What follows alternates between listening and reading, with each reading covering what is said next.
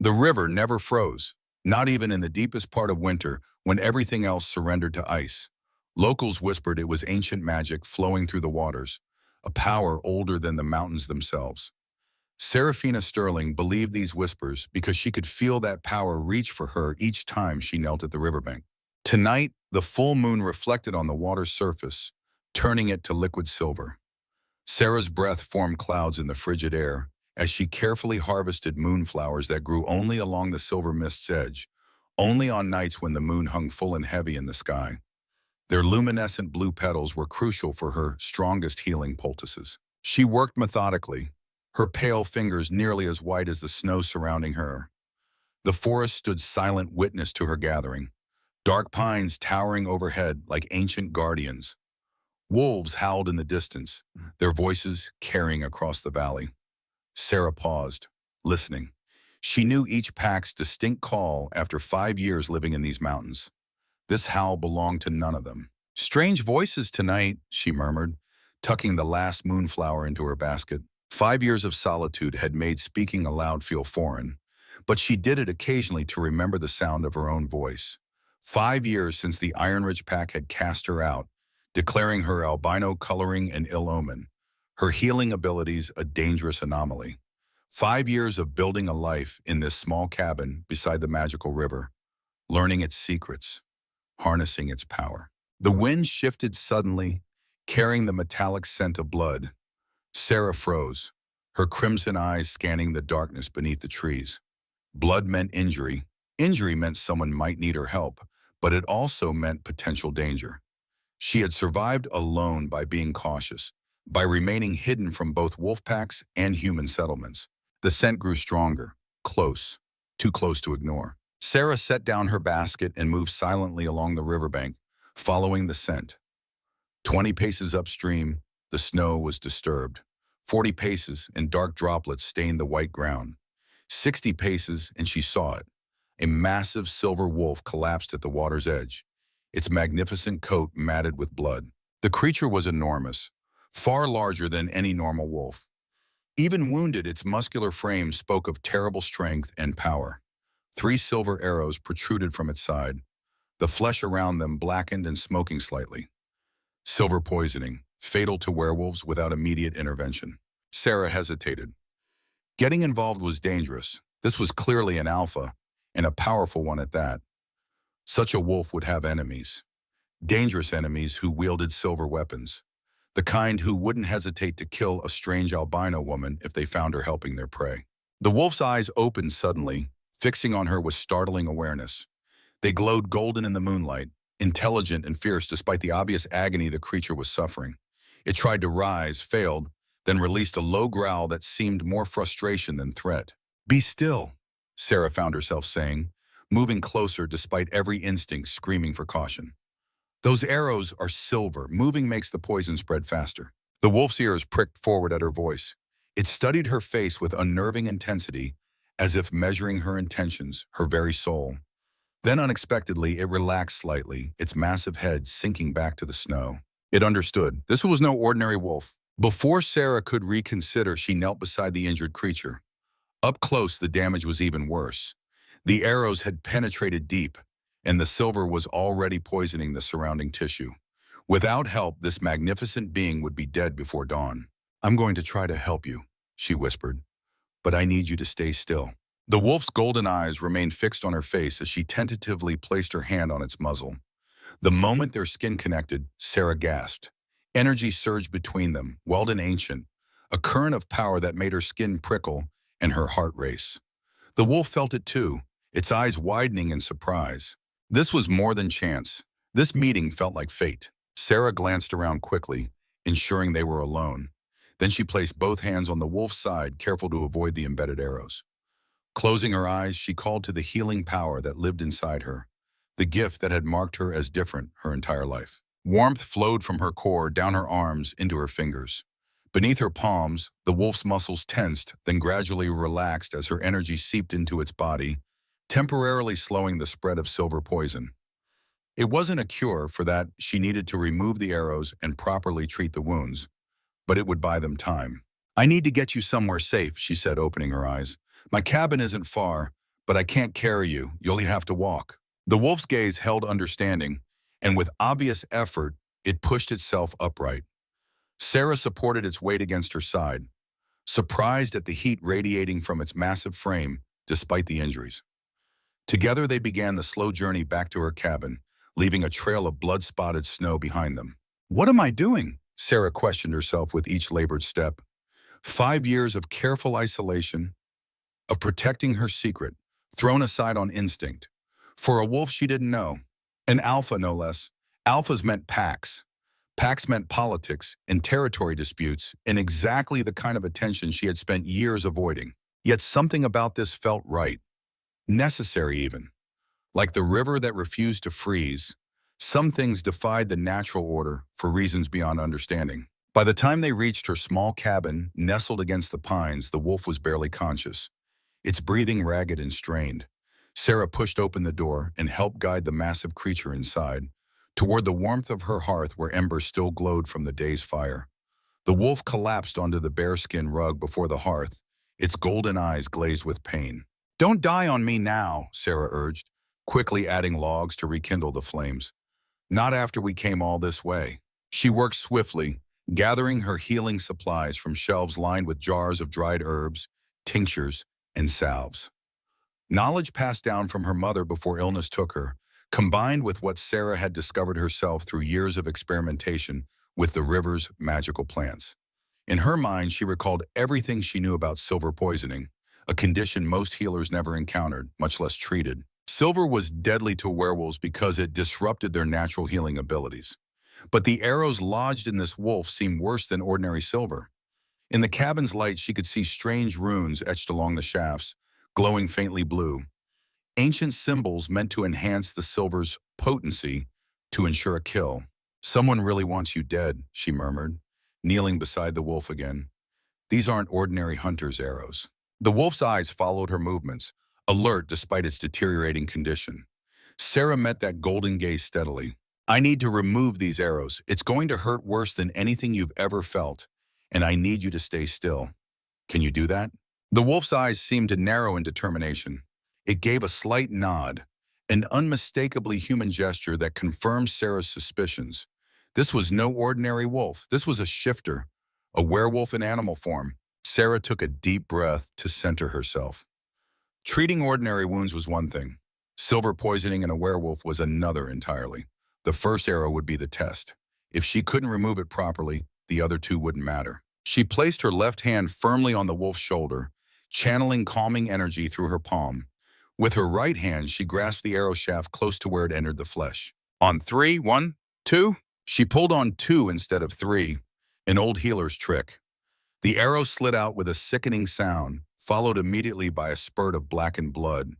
The wolf's entire body convulsed, a strangled whine escaping its throat, but it remained otherwise still, enduring the pain with remarkable control. The arrowhead glistened with a silvery blue coating Sarah had never seen before. Not just silver, but something more, something alchemical. "Poison-tipped," she whispered, "with more than just silver." The wolf's eyes registered understanding, and something else, anger perhaps, recognition. Setting the arrow aside, Sarah quickly pressed a poultice of crushed moonflower and riverroot to the wound.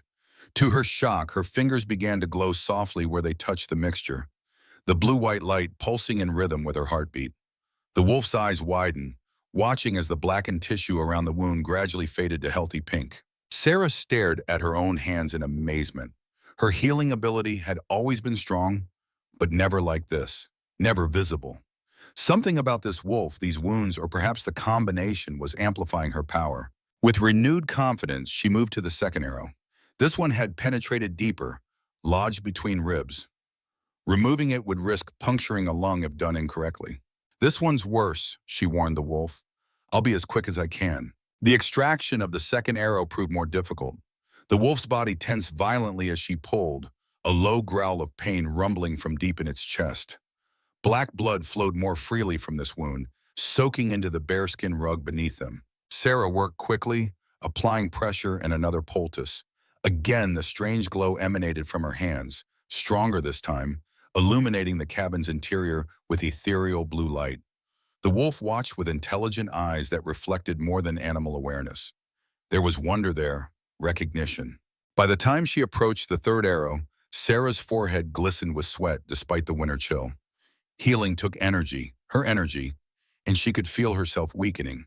The third arrow had struck perilously close to the wolf's heart, the silver poison spreading visible tendrils through nearby veins. "Last one," she promised, her voice barely audible. "The worst one." This time when she grasped the arrow, something unexpected happened.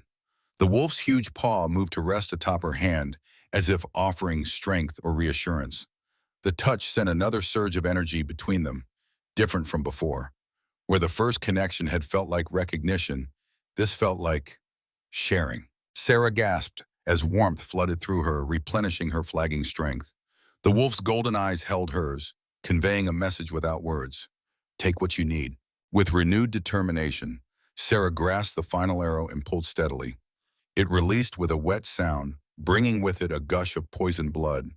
The wolf's body went rigid, a spasm of agony that gradually subsided as Sarah pressed the last of her moonflower poultice against the wound. The blue light from her hands grew blindingly bright, filling the small cabin with radiance that seemed to pulse between her burned body and the wolf's. Sarah felt something inside her reaching toward the silver poison, neutralizing it molecule by molecule, a power she hadn't known she possessed. As the last traces of poison faded from the wolf's system, exhaustion hit Sarah like a physical blow. Her vision tunneled, darkness creeping in from the edges. The blue light faded and she slumped forward, barely catching herself before collapsing completely. "Rest now," she managed to whisper. "We both need to rest." The wolf's golden eyes were the last thing she saw before consciousness left her entirely. Sarah dreamed of running through moonlit forests, powerful muscles carrying her effortlessly across snow-covered ground. She dreamed of battles fought long ago, of betrayal and exile, of a silver crown and a kingdom hidden from human eyes. Dreams that weren't her own. She woke disoriented, sunlight streaming through her cabin's small window. For a moment, she couldn't remember why her body ached so terribly, why she was slumped on the floor instead of her bed. Then memory returned, the injured wolf, the silver arrows, the strange blue light. Sarah sat up quickly, ignoring the protest of stiff muscles. The bearskin rug was empty, stained dark with dried blood. The wolf was gone. Had she dreamed it all? No, the bloodstains were real. The empty poultice bowls beside her were real. The profound exhaustion weighing her limbs was real. Rising slowly, Sarah moved to the cabin door. Opening it revealed fresh snow that had fallen during the night, covering any tracks that might have shown which way the wolf had gone. But there, hanging from a leather cord on her door handle, was something that hadn't been there before. A small silver pendant, shaped like a crescent moon encircling a single star. Sarah lifted it carefully, turning it over in her palm. The metal felt unusually warm against her skin. A gift? A message? Either way, proof that she hadn't imagined the encounter. The day passed in a fog of exhaustion as Sarah cleaned the bloodstains from her floor and replenished her supplies of healing herbs. By afternoon, she had convinced herself that the incident was over. The wolf had survived and departed. Her brief venture into the dangerous world of pack politics was finished. She could return to her solitary existence. That conviction lasted until sundown, when a sharp knock at her door sent her heart racing. Sarah froze, knife in hand where she'd been cutting dried herbs. No one knocked on her door. No one knew she lived here, aside from a few trappers who avoided the witch woman with pale skin and red eyes. Whoever stood outside wasn't a local. Another knock, more insistent. Moving silently to the window, Sarah peered through the gathering dusk. A man stood at her door, tall, broad-shouldered, dressed in dark clothing that spoke of wealth and status. His hair was silver white, not with age but by nature, swept back from a face of striking masculine beauty. Even through the clouded glass, she could see his eyes, golden, intense, familiar. The wolf, now in human form. Her hand trembled slightly as she set down the knife and moved to open the door. Cold air rushed in, carrying with it the scent of pine and snow and something distinctly wild. Up close, he was even more imposing. His face bore the weathered lines of a man in his late 30s, with the hard-earned dignity that came from command and combat. Power radiated from him like heat from a flame, evident in his stance and the way his golden eyes assessed her. Not as a threat, but as something precious and unexpected. "Seraphina Sterling," he said, his voice deep and resonant. Not a question, but a statement. He knew her name. "How do you know who I am?" she asked, proud that her voice remained steady despite her racing heart.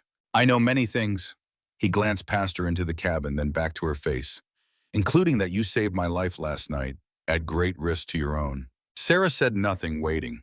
In her experience, powerful men didn't seek out lone women for simple gratitude. There would be more. "You have questions?" he continued. "As do I. May I enter?" Proper etiquette dictated that no unmarried woman should allow an unknown man into her home after dark. But proper etiquette hardly applied to albino outcasts living alone in the wilderness. Besides, if he meant her harm, a wooden door wouldn't keep him out. Sarah stepped aside, allowing him to enter. He moved with surprising grace for such a large man, his steps silent on her wooden floor. His gaze swept the small cabin, noting the herbs hanging from the rafters, the shelves of medicinal preparations, the small sleeping alcove. Assessing, cataloging, understanding. "You live simply," he observed, turning back to her. "I live as I choose," Sarah replied, closing the door against the cold. Something few women can claim. A smile flickered at the corner of his mouth, there and gone. "Indeed." He gestured to one of her two chairs. "May I?" When she nodded, he sat, his large frame making the sturdy chair seem suddenly fragile. Sarah remained standing, maintaining what little advantage height could give her. "My name is Atticus Blackthorne," he said, watching her face for recognition. "I am Alpha King of the Northern Territories." The title meant nothing to Sarah, who had deliberately avoided pack politics since her exile. Her confusion must have shown because he continued. "The Northern Territories encompass 7 major packs and numerous smaller ones, from the Frost Mountains to the Great Lake. Iron Ridge was once among them before they broke alliance 5 years ago." That name sent a jolt through her. Iron Ridge, the pack that had cast her out. "I don't involve myself with pack matters," Sarah said carefully. "Yet pack matters have involved themselves with you." Atticus's golden gaze was penetrating. "Do you know what those arrows were? The ones you removed from my body?" Sarah moved to her work table, where the 3 silver arrows lay wrapped in protective cloth. She hadn't been able to bring herself to destroy them yet, sensing their importance as evidence of something. Silver, but not ordinary silver. The runes are ancient, predating modern pack languages. And there was something else, a poison I've never encountered. She looked up at him. Someone went to great lengths to ensure these would kill, even a werewolf with extraordinary healing abilities. "Yes." Atticus's expression darkened. "Those arrows were crafted by the Silver Guardians, a human organization dedicated to the eradication of my kind, or so they claim." "Hunters?" Sarah asked. Werewolf hunters weren't uncommon, though most were disorganized and ineffective against the superior strength and senses of their prey. Not simple hunters, military, organized, led by a man named Commander Thorne. Atticus leaned forward, his expression grave. "And they don't just hunt any werewolves. They specifically target Omegas with special abilities. Omegas like you." The statement hung in the air between them, heavy with implication.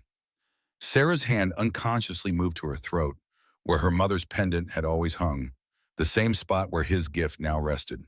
"I'm not part of any pack," she said, a reflexive defense. "I haven't been for 5 years. Pack affiliation matters little to the Guardians. Your abilities are what concern them, particularly your ability to neutralize silver."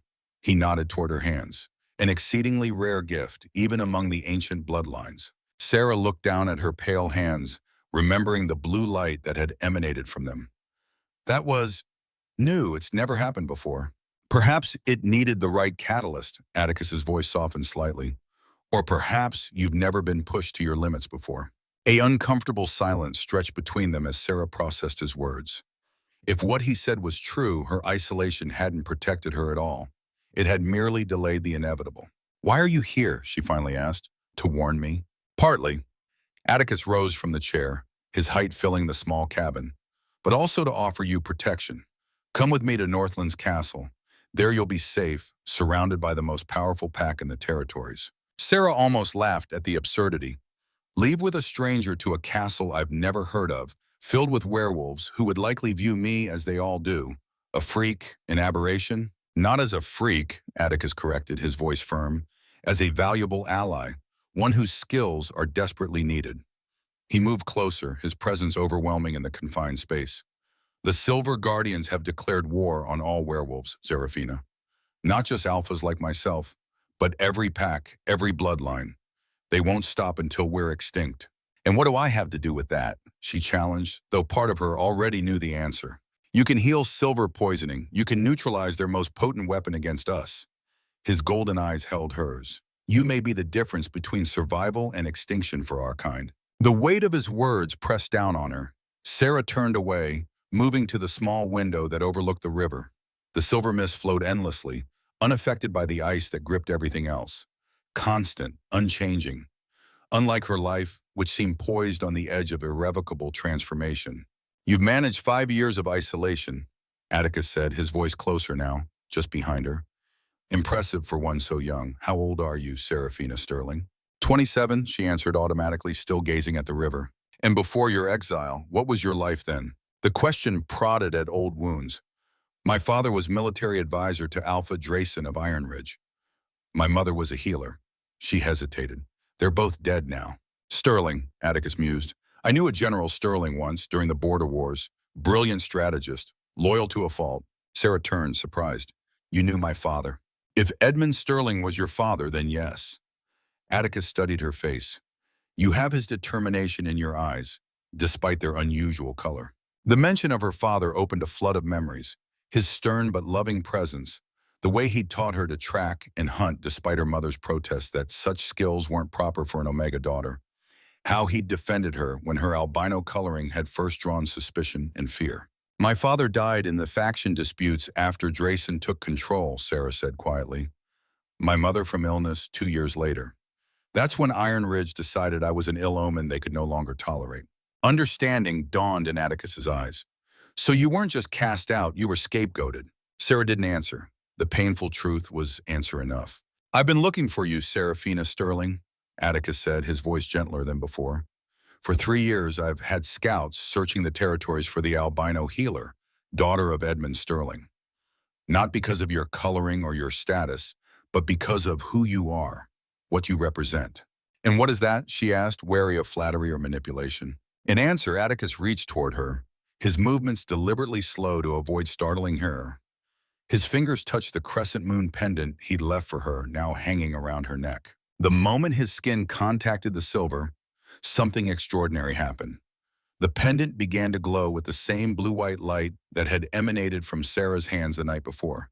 But this time the glow expanded, revealing intricate patterns etched into the silver that hadn't been visible before. Patterns that formed a royal crest. This was your mother's, wasn't it? Atticus asked softly. Passed down through her bloodline for generations. Sarah nodded, transfixed by the glowing pendant. How did you know? Because this, he touched the crest at the center of the design, is the ancient mark of the Sterling Guardians. The original protectors of werewolf kind before the Great Divide, before silver became our enemy instead of our ally. The pendant's glow illuminated both their faces in the dimness of the cabin, casting everything in ethereal blue light. Sarah felt as though the ground beneath her feet had suddenly disappeared, leaving her adrift in a sea of revelations. I don't understand, she whispered. No, you wouldn't. The knowledge was deliberately erased, the history rewritten. Atticus's golden eyes reflected the blue light, creating an almost supernatural effect. The Sterling bloodline were once known as the Silver Healers, Omegas with the unique ability to work with silver, to purify it of harmful properties, to craft weapons that protected werewolves rather than harming them. They were revered, not feared. Sarah's mind reeled, trying to reconcile this information with everything she'd been taught. But that's impossible. Silver has always been poison to werewolves. Not always, not before the corruption. Atticus finally released the pendant, though its glow continued. There's so much you don't know about your own heritage, Seraphina. So much that was kept from you. A sudden pounding at the door shattered the moment. Atticus immediately tensed, his posture shifting from contemplative to combative in an instant. He moved with preternatural speed to position himself between Sarah and the entrance. Healer woman, open up, a commanding voice called from outside. This is Commander Thorne of the Provincial Guard. We have questions about wolf sightings in the area. Sarah's blood ran cold. The timing couldn't be coincidence. The Silver Guardians, Atticus whispered, his voice barely audible. They've tracked me here. His golden eyes met hers, urgent and intense. Whatever happens, reveal nothing of what I've told you. nothing of your abilities. Before Sarah could respond, another pound rattled the door in its frame. Open by order of the provincial authority. Drawing a steadying breath, Sarah moved toward the door, gesturing for Atticus to step aside. This was her home. She would face whatever came. She opened the door to find a tall, distinguished-looking man flanked by four armed guards. Despite the military bearing and fine uniform, there was something fundamentally wrong about the man's presence, a coldness that seemed to radiate from him, dampening the natural energy of the forest around him. Commander Thorne, the man introduced himself with a slight bow that contained no actual respect. His eyes, gray as slate, flickered past her to Atticus, then back to her face. And you must be the healer the locals speak of with such mixed feelings. I keep to myself, Sarah replied evenly. I help those who ask for it. Indeed. Thorne's gaze lingered on her unusual coloring, her red eyes. And do many wolves ask for your help, Miss? Sterling, she supplied. Seraphina Sterling. And no, Commander, the local wildlife generally prefers to heal on its own. A thin smile curved Thorne's lips. Not the woodland creatures, Miss Sterling. I speak of the other kind, the kind that walks as men part of the time and as beasts when it suits them. Sarah maintained her composure, though her heart hammered in her chest. I'm afraid I don't know what you're talking about. No? Thorne's gaze shifted deliberately to Atticus, who stood by the hearth, his posture seemingly relaxed but coiled with potential energy. Then perhaps your guest might enlighten us both. Atticus stepped forward, every movement controlled and deliberate. Up close, the contrast between the two men was striking. Thorne with his cold efficiency, Atticus radiating natural power and authority. James Blackwood, Atticus introduced himself smoothly using a false name. I'm a trapper from the Western Valleys. Miss Sterling has kindly allowed me shelter while I check my lines in this region. Thorne's eyes narrowed slightly. Interesting. We've had reports of a large silver wolf in these parts, wounded by hunters yesterday but somehow escaped. Left quite a blood trail before the new snow covered it. His gaze swept the cabin's interior, lingering on the bloodstains not fully cleaned from the bearskin rug. You wouldn't know anything about that, would you, Mr. Blackwood? I've seen many wolves in my profession, Atticus replied coolly. Those silver ones are rare. Tension crackled between the two men like lightning seeking ground. Sarah could almost see the invisible battle of wills taking place. Commander, she interjected, drawing Thorne's attention back to her. It's getting late, and I have preparations to complete before nightfall. Is there something specific you needed from me? Thorne studied her for a long moment, his gray eyes calculating. Just information, Miss Sterling. We're conducting a purification operation in these mountains. Dangerous creatures have infiltrated the region. Creatures that look human but are anything but. His voice took on an almost evangelical quality. They corrupt everything they touch, even magic itself. The word sent a chill through Sarah. Purification. The term had ugly historical connotations, usually preceding violence and bloodshed. I live alone, Commander. I know little of the wider world. Perhaps. Thorne's gaze lingered on the pendant at her throat, which had thankfully stopped glowing. Or perhaps you know more than you realize. He stepped back, gesturing to his men. We'll be establishing a base camp near the river crossing. Should you see anything unusual, I trust you'll inform us immediately. It wasn't a request. Of course, Sarah lied smoothly. With a final penetrating look at Atticus, Thorne departed, his men falling into formation behind him. Sarah closed the door, her hand trembling slightly as she secured the latch. They know, she whispered. They know what you are. They suspect, Atticus corrected, his voice tight with controlled fury. But they can't prove it without silver test. He turned to her, golden eyes blazing with urgency. We need to leave, now, tonight. They'll be watching the cabin by morning.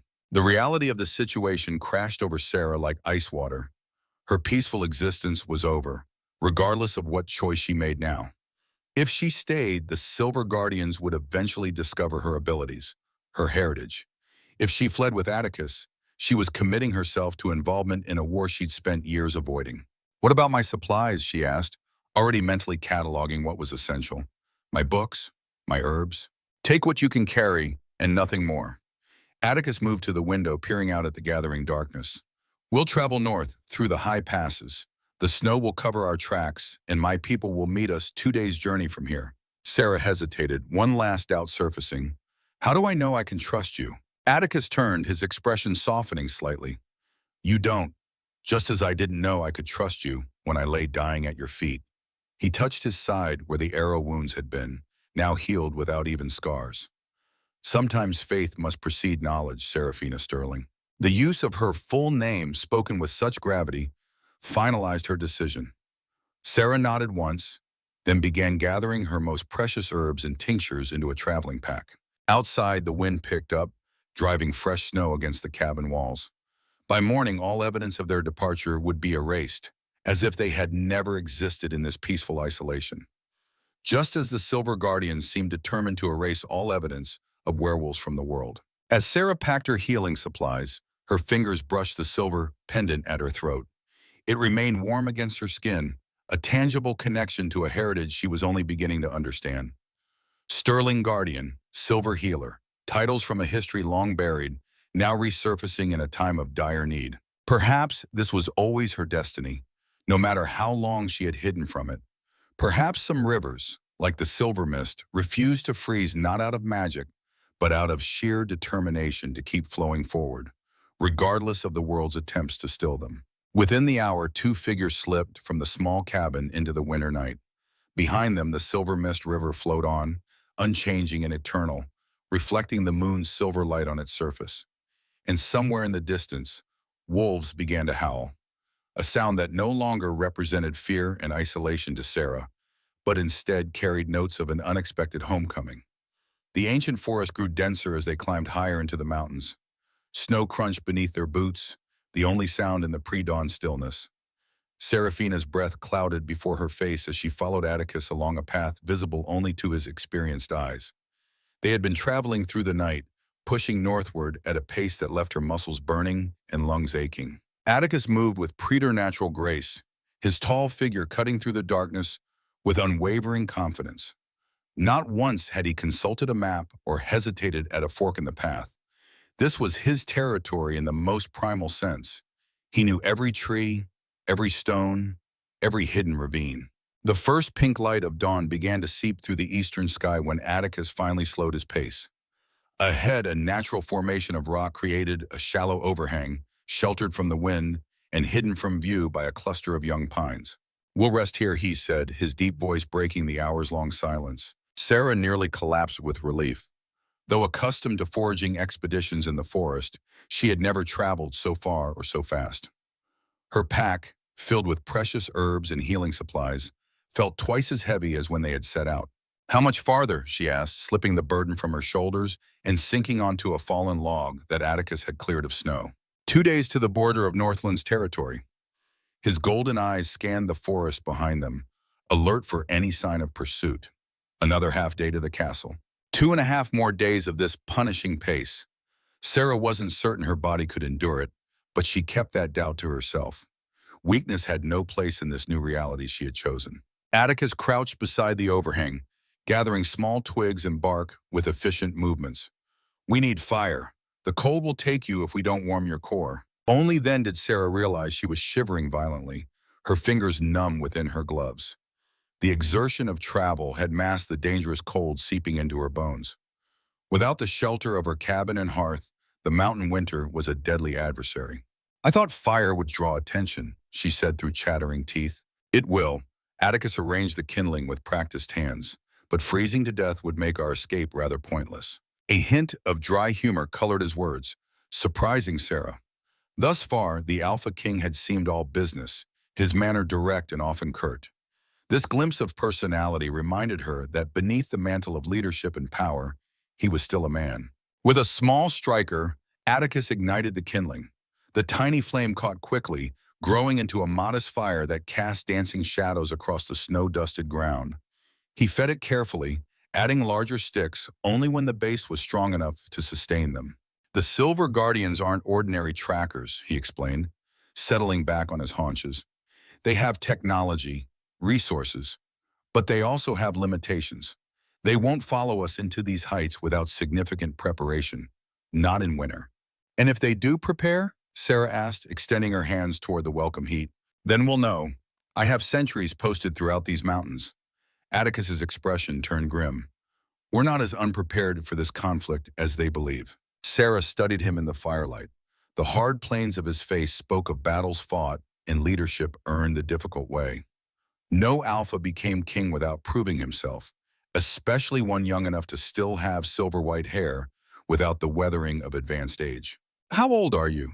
she asked suddenly, curiosity overcoming propriety. Atticus looked up, surprise briefly crossing his features before his expression returned to its usual guarded state. 42, he answered, though I've been Alpha King for only 7 years. Older than she had guessed, but still in his prime by werewolf standards. The strongest alphas could live well past 100 years, their vitality preserved by the power of their inner wolf. And before that? Before that, I was a warrior, a general in my father's army. His eyes grew distant with memory. I never expected to take the throne. My brother was heir, groomed from childhood to rule. What happened? Sarah asked softly, sensing the pain beneath his words. Silver happened. Atticus stared into the flames. The first wave of Silver Guardians, though they weren't called that then, they attacked during the autumn festival. My brother, his mate, their children, all killed. My father survived only long enough to name me successor. The brutal history hung heavy between them. Sarah now understood the personal stake Atticus had in this conflict. This wasn't merely political for him, it was deeply personal. I'm sorry, she offered, knowing the words were inadequate. Atticus acknowledged her sympathy with a slight nod, but didn't dwell on it. Eat, he said, retrieving a small packet from his coat. Dried venison and berries, it will restore your strength. They ate in silence, the fire crackling softly before them. Beyond their small circle of warmth, the forest remained eerily quiet. No birds called, no small creatures rustled in the underbrush. It was as if the wilderness itself held its breath, waiting. Tell me about the Sterling Guardians, Sarah said finally, unable to contain her curiosity any longer. You said my bloodline once protected werewolves. How? And what happened to change that? Atticus studied her face as if measuring how much she was ready to hear. The Sterling line is ancient, he began, his voice taking on the cadence of a storyteller. Dating back to the first pack, when humans and wolves were more closely aligned. Your ancestors possessed a unique ability to handle silver without harm, to purify it of the corruption that makes it deadly to our kind. Corruption? Sarah leaned forward, intrigued. Silver is an element. How can it be corrupted? Not the metal itself, Atticus clarified, but the magic bound to it. Long ago, during the Great War between human mages and the First Pack, a curse was laid upon silver. Any silver that touches human blood becomes toxic to werewolves thereafter. A clever weapon, as humans use silver for everything from jewelry to utensils. Sarah considered this, recalling the ancient texts her mother had kept hidden, texts that hinted at abilities far beyond common healing. The Sterling Guardians stood between the packs and extinction, Atticus continued. They could cleanse silver of the blood curse, render it harmless. They crafted pure silver weapons that werewolves could wield without harm, weapons particularly effective against dark creatures that threaten both human and wolf alike. Then why have I never heard of this? Sarah demanded. Why was I raised believing silver was inherently poisonous to werewolves? Because knowledge is power, and those who seize control wanted no rivals. Atticus's expression hardened. 300 years ago, during what history records as the Silver Purge, most of the Sterling bloodline was wiped out.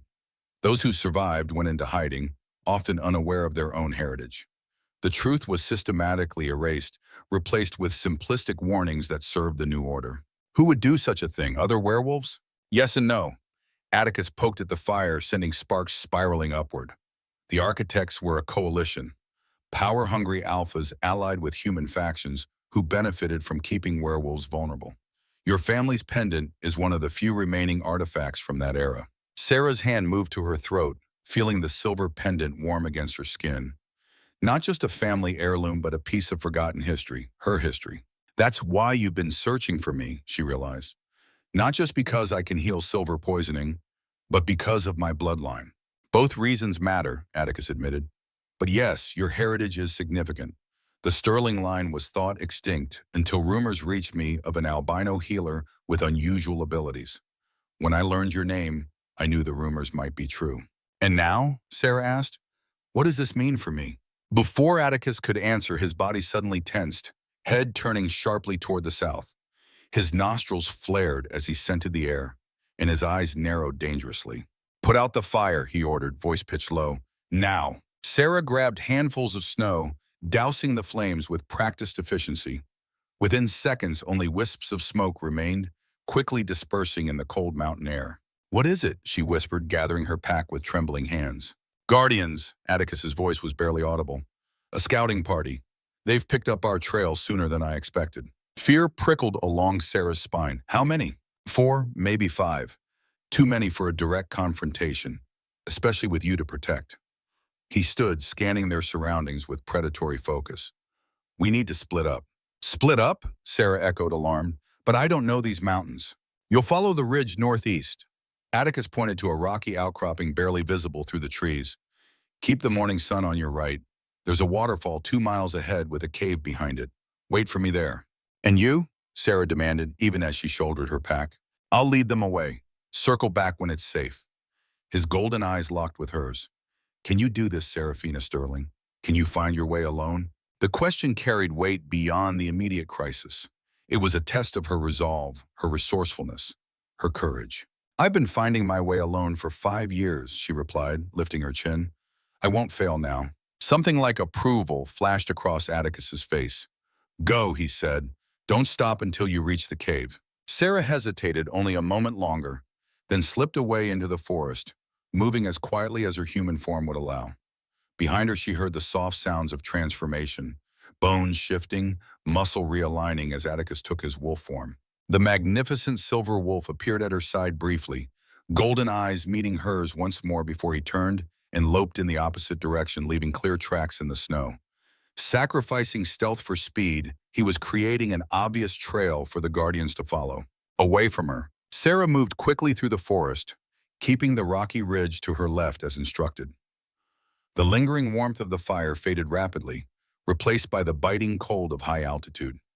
Each breath burned in her lungs, each step required conscious effort as the terrain grew steeper. 2 miles had never seemed so far. She paused occasionally, listening for sounds of pursuit, but heard only the whisper of wind through pine boughs and the distant crack of ice-laden branches.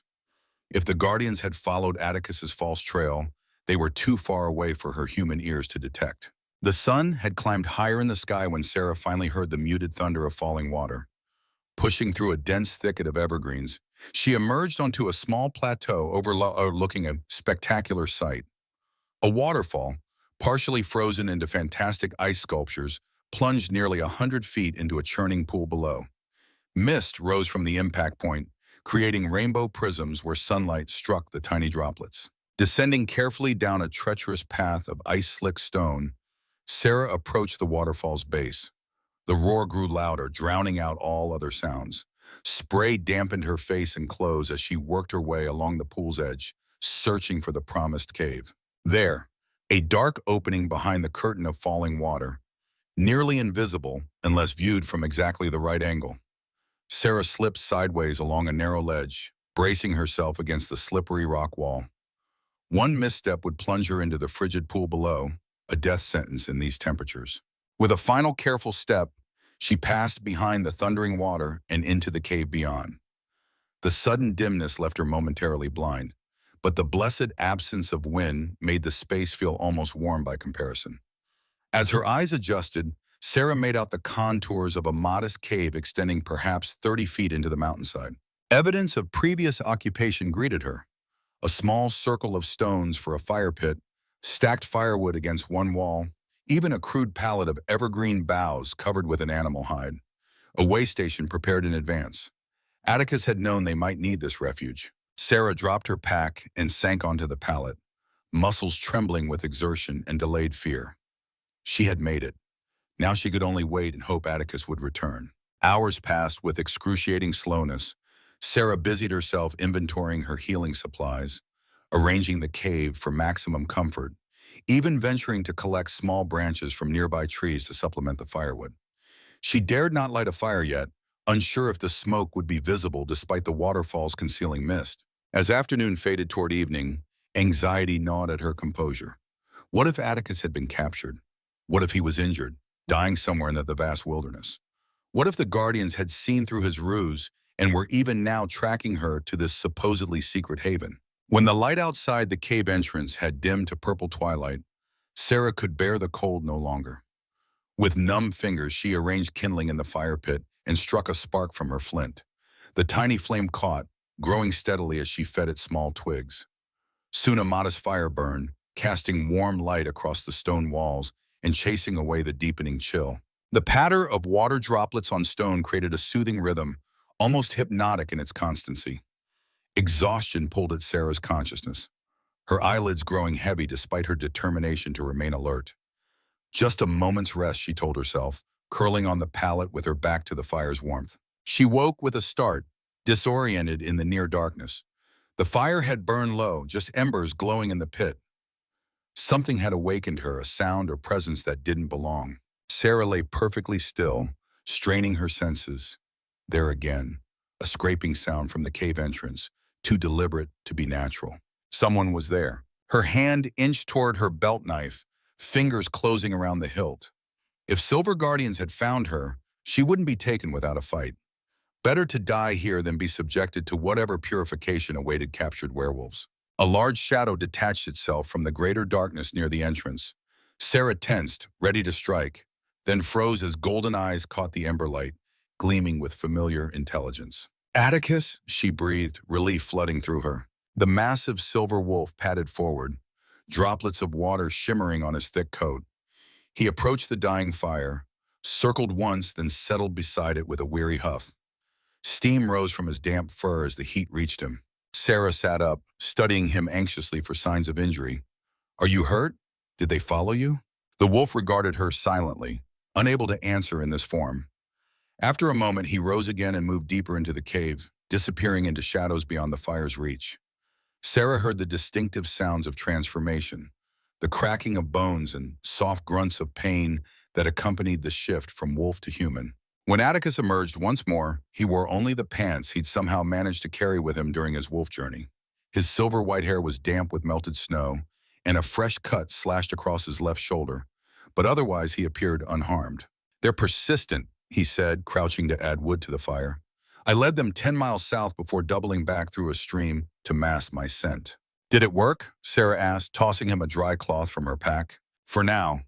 He wiped his face and chest, wincing slightly as the cloth touched his wounded shoulder. "They're better equipped than most hunting parties. Thermal imaging, communication devices, methods I haven't encountered before." Sarah frowned, moving closer to examine his injury. "They're evolving their tactics. As must we." Atticus submitted to her inspection without protest. "It's nothing. A branch caught me while running." "It's not deep," she agreed, "but any wound can fester." She rummaged in her pack for a small jar of herbal salve. "This will prevent infection and speed healing." Atticus watched as she applied the salve with gentle fingers. "Your mother taught you well," he observed. "She was preparing me, though I didn't know it then." Sarah sealed the jar and returned it to her pack. Many of the remedies she insisted I memorize were specifically for werewolf physiology. Treatments for silver exposure, herbs that enhance shifting ability, poultices that work with accelerated healing rather than against it. "She knew what you were, what you would become," Atticus said. "Even in hiding, the Sterling women kept their knowledge alive, passing it to daughters who might one day reclaim their heritage." Sarah considered this as she settled back on her pallet. "Did you know my mother? Is that how you knew to look for me?" "I never met her," Atticus admitted, "but I knew of her. Helena Sterling was respected among the old families, even those who didn't know her true lineage. Her remedies saved many lives during the fever years." The mention of her mother's name in this context, spoken with respect, acknowledged for her contributions, touched something deep within Sarah. In Iron Ridge, after her father's death, her mother had been merely tolerated, her skills utilized but never truly valued. "She never told me," Sarah said softly, "about our family, our history. Why keep such knowledge secret, even from her own daughter?" "Protection, perhaps." Atticus stretched his long legs toward the fire. "The fewer who knew the truth, the safer you would be. Or perhaps she planned to tell you when you were older, but time ran out." The possibility hung between them, that her mother had died before completing Sarah's education, before revealing the truth of their heritage. It made a painful kind of sense. "Rest," Atticus said, his voice gentler than Sarah had yet heard it. "Tomorrow's journey will be no easier than today's." "And you?" she asked, noting the exhaustion evident in the set of his shoulders. I'll keep watch. Werewolf stamina, he added with the ghost of a smile. Despite her concern, Sarah found herself unable to resist the pull of sleep. The day's physical exertion combined with emotional turmoil had depleted her reserves completely. As her consciousness faded, she was vaguely aware of Atticus adding more wood to the fire, his powerful silhouette outlined against the stone wall. Guardian, protector, king. Not for the first time, she wondered what she had gotten herself into. Morning arrived with disorienting swiftness, the cave's interior gradually brightening as sunlight penetrated the waterfall's curtain. Sarah woke to find Atticus already in motion, efficiently packing the few supplies they had used overnight. The weather's turning, he announced without preamble. Storm coming from the north. We need to reach the pass before it hits. Sarah rose quickly, splashing icy water from a small pool at the cave's edge onto her face to clear the fog of sleep. She couldn't afford to slow them down, not with stakes this high. How far to the pass? She asked, gathering her own belongings. 10 miles, much of it uphill. Atticus's expression was grim. In good conditions, we could make it by midday. With the storm approaching, our window is narrower. The urgency in his voice conveyed what he didn't explicitly state. Failure to reach the pass before the storm would leave them exposed on the mountainside. A potentially fatal situation even for a werewolf. They departed the cave within minutes, Sarah following Atticus's lead as they skirted the pool and ascended a steep trail away from the waterfall. The air felt different today, heavier, laden with moisture that promised significant precipitation. Above them, clouds rolled in from the north, their underbellies dark with gathering snow. The forest thinned as they climbed higher, giving way to wind-twisted pines and finally to barren rock, where only the hardiest alpine plants survived. Sarah's lungs burned with each breath, the altitude taking its toll despite her determined pace. Atticus moved ahead with the natural agility of his kind, occasionally pausing to ensure she kept up. By mid-morning, fat snowflakes began to fall, swirling lazily in the strengthening wind. An hour later, the storm had intensified to near whiteout conditions, the path ahead visible only a few feet at a time. "We need shelter," Sarah called over the wind's howl, her voice barely audible. "The pass is too far." Atticus turned back, frost crystallizing on his silver hair and eyebrows. For a moment, she thought he would insist on continuing. His expression held that stubborn determination she was coming to recognize. Then he surveyed the worsening conditions and gave a sharp nod. "There's an old hunter's cabin half a mile ahead," he shouted. "If it still stands." They pushed forward through deepening snow, the wind now driving ice particles that stung exposed skin like tiny needles.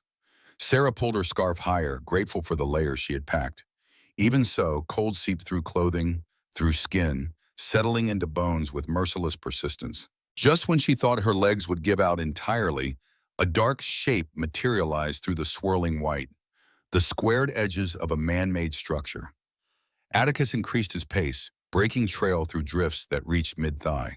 The hunter's cabin proved little more than a glorified lean-to, its roof sagging dangerously under accumulated snow.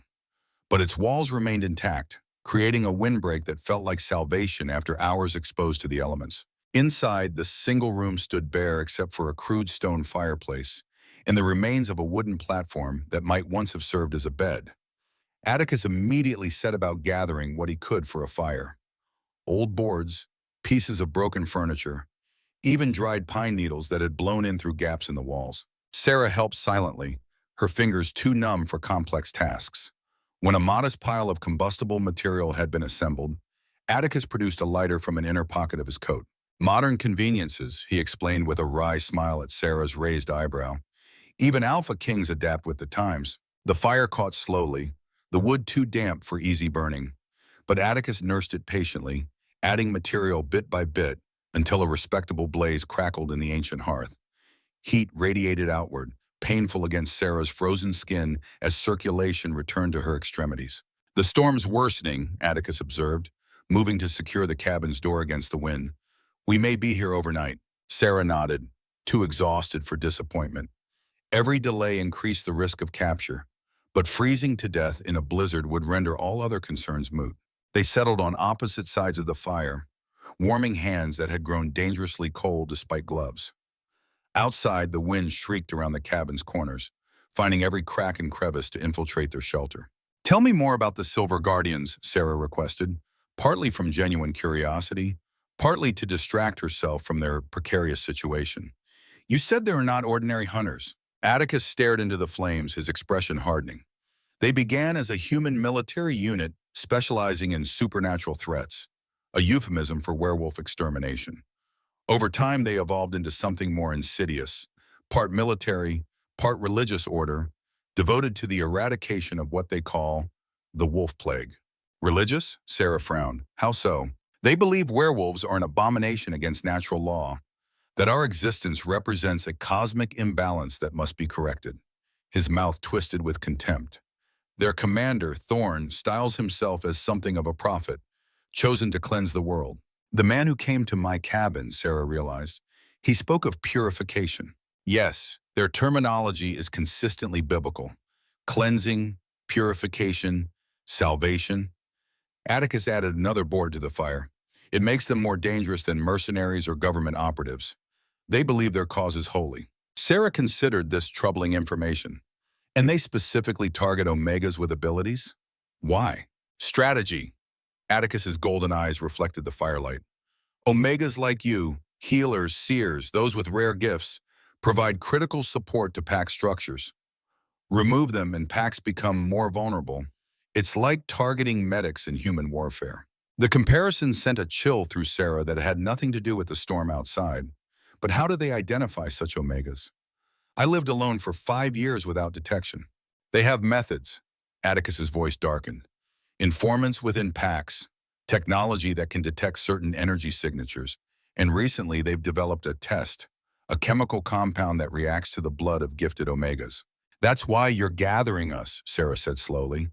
Not just to protect individuals, but to prevent them from eliminating an entire category of werewolf. Yes, Atticus met her gaze directly. The future of our kind depends on maintaining balance, alphas, betas, omegas, each with their unique contributions. The Guardians would destroy that balance, leaving only the strong, the aggressive. Creating exactly the monster they claim to be fighting, Sarah concluded. Atticus nodded grimly. They don't want coexistence. They want extinction, or at minimum, subjugation. Werewolves reduced to mindless beasts, hunted for sport, or kept as weapons. The horror of such a future settled heavy in Sarah's chest. 5 years of isolation suddenly seemed selfish in the face of this existential threat to her kind. She had hidden her gifts, protected herself while others suffered. How many of us have they taken? She asked quietly. Too many. Atticus's expression reflected old grief. Dozens of gifted Omegas in the past decade alone. Some killed outright, others taken to facilities for study.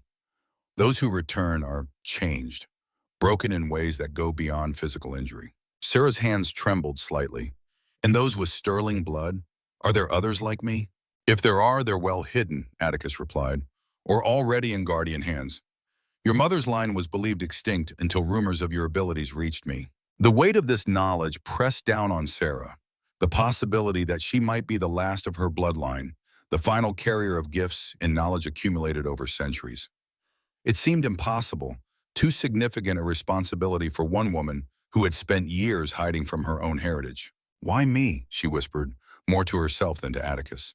Why was I the one to survive? That question has no useful answer, Atticus said, his voice gentler than before. Better to ask, what will you do with the life and gifts you possess? The question hung between them, unanswerable in the moment yet demanding consideration. What would she do? What could she do in the face of such overwhelming odds? Outside, the storm's fury began to abate, the wind's howl diminishing to a mournful moan. Darkness had fallen completely, turning the cabin's small windows into squares of impenetrable black. We should rest, Atticus suggested. The storm may have delayed any pursuit, but we still need to cross the pass at first light. Sarah nodded, arranging her pack as a makeshift pillow. The floor was hard beneath her, but the fire's warmth made it tolerable. Across the flames, Atticus settled into a position that somehow managed to appear both relaxed and vigilant. Sleep, he encouraged. I'll keep watch. You need rest too, she protested. Even alpha kings have limits. A ghost of a smile touched his lips. I'll sleep lightly. If danger approaches, my wolf will know. Sarah wanted to argue further but found her eyelids growing heavy despite her concerns. The day's physical exertion combined with the emotional weight of their conversations had drained her completely. Within minutes, she drifted into uneasy slumber. Dreams came swiftly, fragmented visions of silver weapons, of wolves running through moonlight, of a pendant glowing with blue fire. Her mother appeared, mouth moving without sound, trying desperately to communicate something vital. Sarah strained to hear, reaching out. A hand covered her mouth, startling her awake. Atticus crouched beside her, golden eyes gleaming in near darkness. The fire had burned down to embers, providing just enough light to make out his tense expression. His finger pressed against his lips, commanding silence. Something was wrong. Sarah nodded her understanding, and he removed his hand slowly. The cabin had grown cold without the fire's full strength, but that wasn't what sent a chill down her spine. It was the absolute silence outside, the unnatural absence of wind or falling snow. And beneath that silence, almost imperceptible to human ears, the soft crunch of footsteps approaching through crusted snow. Atticus moved silently to the window, peering through a gap in the rough shutters. His body tensed, a low growl building in his chest before he suppressed it. "Guardians," he whispered, voice barely audible. "6 of them, armed." Sarah's heart hammered against her ribs. How? How did they find us in this storm? "Tracking device," Atticus replied grimly. "Not on us, on the cabin. They've mapped every structure in these mountains." The realization hit with brutal clarity. They had walked into a trap, not set specifically for them, but a net cast wide enough to catch any werewolf seeking shelter in these remote regions. "Options?" Sarah whispered, already gathering her pack. "Limited." Atticus moved to the rear wall, testing the strength of the ancient boards. "They've surrounded the front approach. Our only chance is through the back, into the forest." "And then?" Sarah pressed, joining him at the wall. "We run." His eyes met hers, golden fire in the gloom. "Together this time. No splitting up. They already know we're here." As if in confirmation of his words, a voice called from outside, male, authoritative, amplified by some device to carry clearly through the cabin walls. "Attention occupants. This is Commander Thorne of the Silver Guardians. We have this structure surrounded, exit with hands visible, and you will not be harmed." The lie was so blatant it would have been laughable under different circumstances. No werewolf taken by Silver Guardians escaped harm, especially not an Alpha King and a Sterling Omega. Atticus worked quickly, pulling at boards that had rotted where they met the ground. The ancient nails groaned but gave way under his supernatural strength, creating an opening just large enough for a person to squeeze through. "You first," he whispered to Sarah. "Stay low, move directly into the tree line. I'll be right behind you." The command carried absolute authority, brooking no argument. Sarah nodded once, then dropped to her hands and knees. Cold air rushed through the opening, carrying the scent of pine and snow. Freedom, if they could reach it. She slithered through the gap, her clothing catching on rough wood, her pack barely fitting through the narrow space. Outside, the night air bit at exposed skin, the temperature having dropped further during their brief rest. The storm had cleared, leaving a star-filled sky and a 3/4 moon that turned the snow-covered landscape into a silver panorama. Beautiful but deadly in its visibility, Sarah remained crouched, barely breathing as she surveyed their position. The cabin perched on a modest clearing, with dense forest beginning approximately 50 yards away. 50 yards of open ground, illuminated by moonlight on snow. Impossible to cross undetected. Behind her, Atticus emerged from the opening, his larger frame requiring more effort to navigate the tight space. He assessed the situation in seconds, coming to the same conclusion she had. "We can't make it," Sarah breathed, despair threatening to overwhelm her.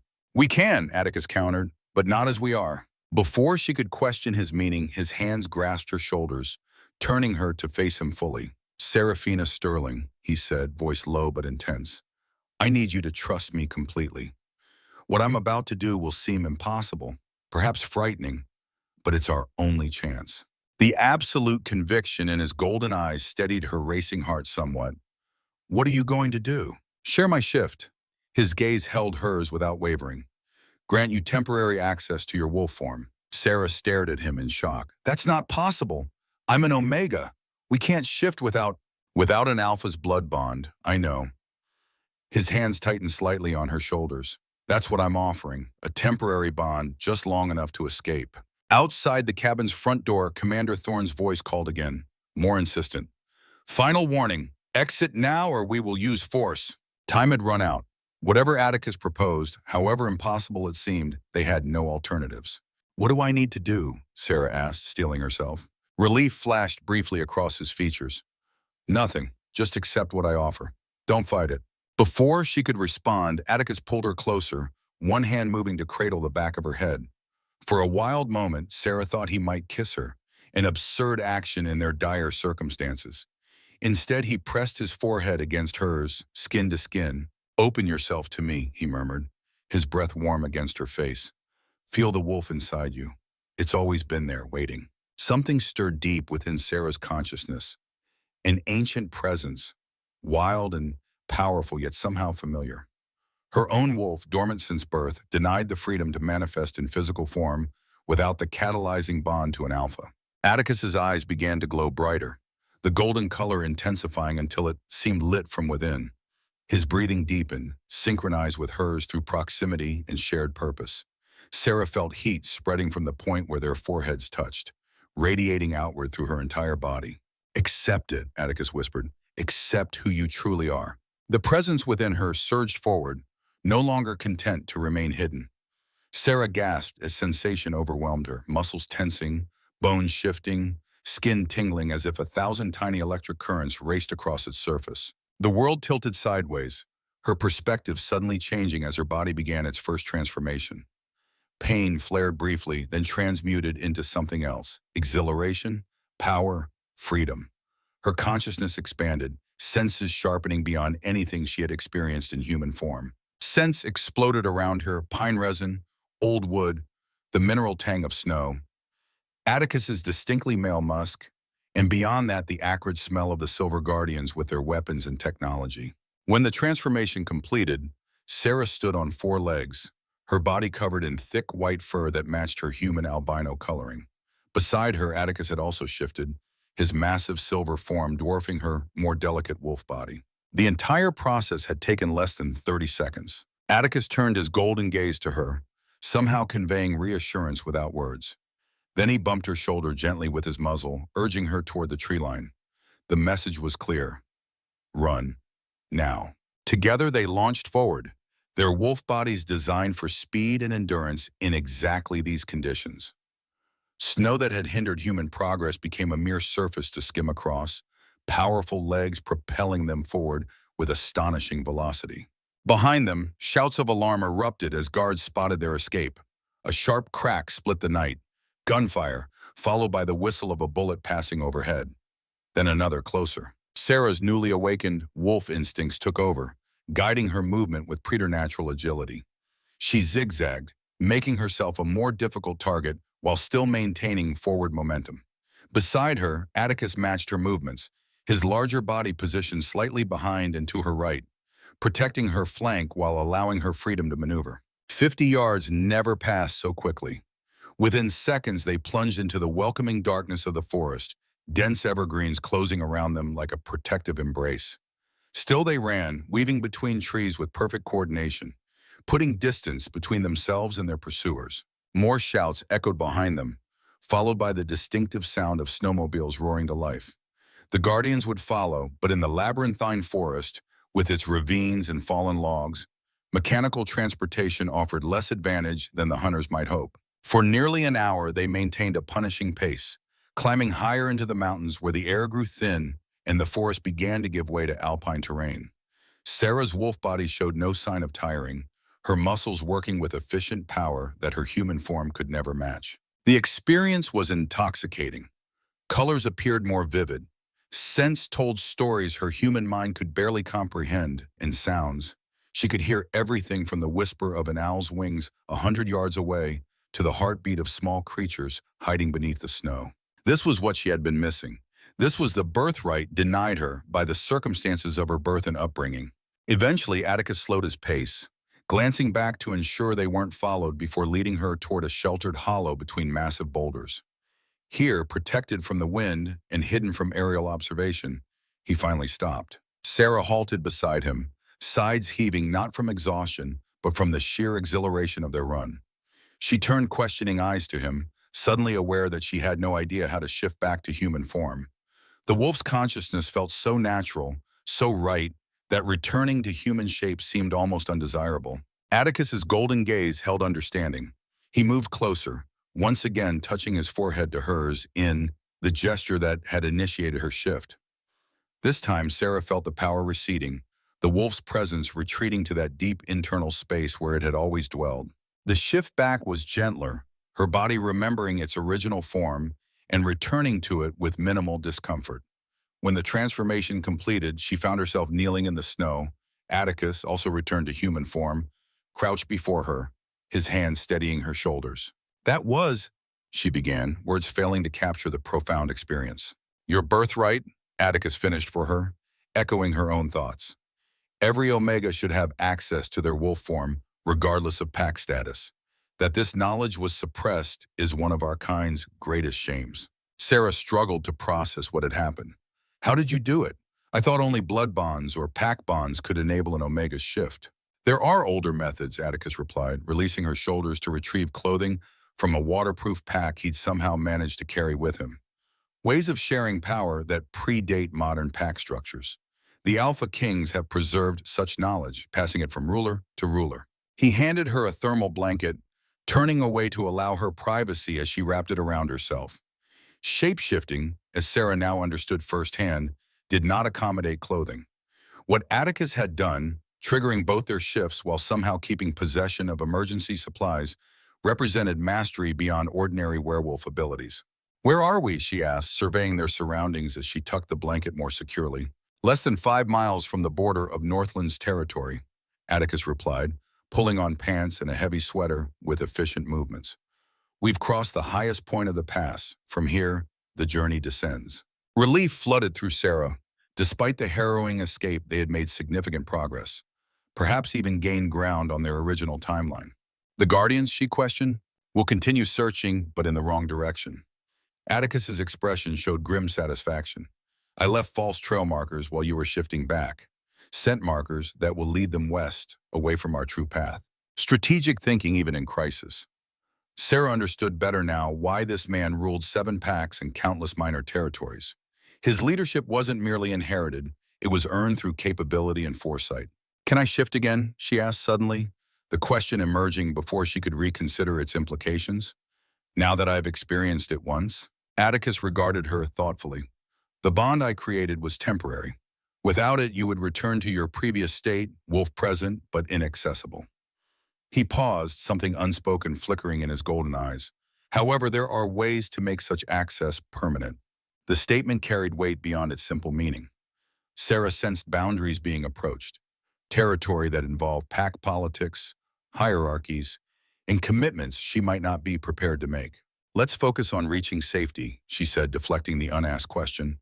"We can discuss permanent solutions later." Atticus nodded, accepting her redirection without comment. "We should move on. Dawn approaches and we'll make better time in daylight." They prepared to continue their journey, Sarah now dressed in spare clothing Atticus had carried. Items clearly intended for emergency use, but functional nonetheless. As she shouldered her own pack, recovered during her shift back to human form, a sudden thought struck her. "The pendant," she said, hand flying to her throat. "I wasn't wearing it when I shifted. Is it lost?" Atticus reached into his pocket and withdrew the silver crescent, its surface gleaming in the moonlight. "I secured it before initiating our shift. Such artifacts are too valuable to lose." He held it out to her, the simple gesture weighted with significance. This small piece of silver represented her heritage, her birthright, her connection to powers barely understood yet vital to their kind's survival. As Sarah accepted the pendant, her fingers brushed against Atticus's palm. The brief contact sent a jolt of awareness through her body, reminiscent of the energy they had shared during the shift, but somehow more personal, more intimate. She quickly secured the pendant around her neck, avoiding his gaze as she did so. Whatever connection was developing between them, Alpha King and Sterling Omega, protector and protected, it carried complexities she wasn't ready to examine. "We should go," she said, echoing his earlier sentiment. "Northlands awaits." Atticus nodded, taking point as they set off down the mountain's eastern slope. Behind them, the night sky began to lighten with the first hint of dawn. Ahead lay unknown challenges, an unfamiliar kingdom, and a role Sarah had never anticipated playing in the survival of her kind. The wolf inside her, awakened now and aware, stirred with anticipation.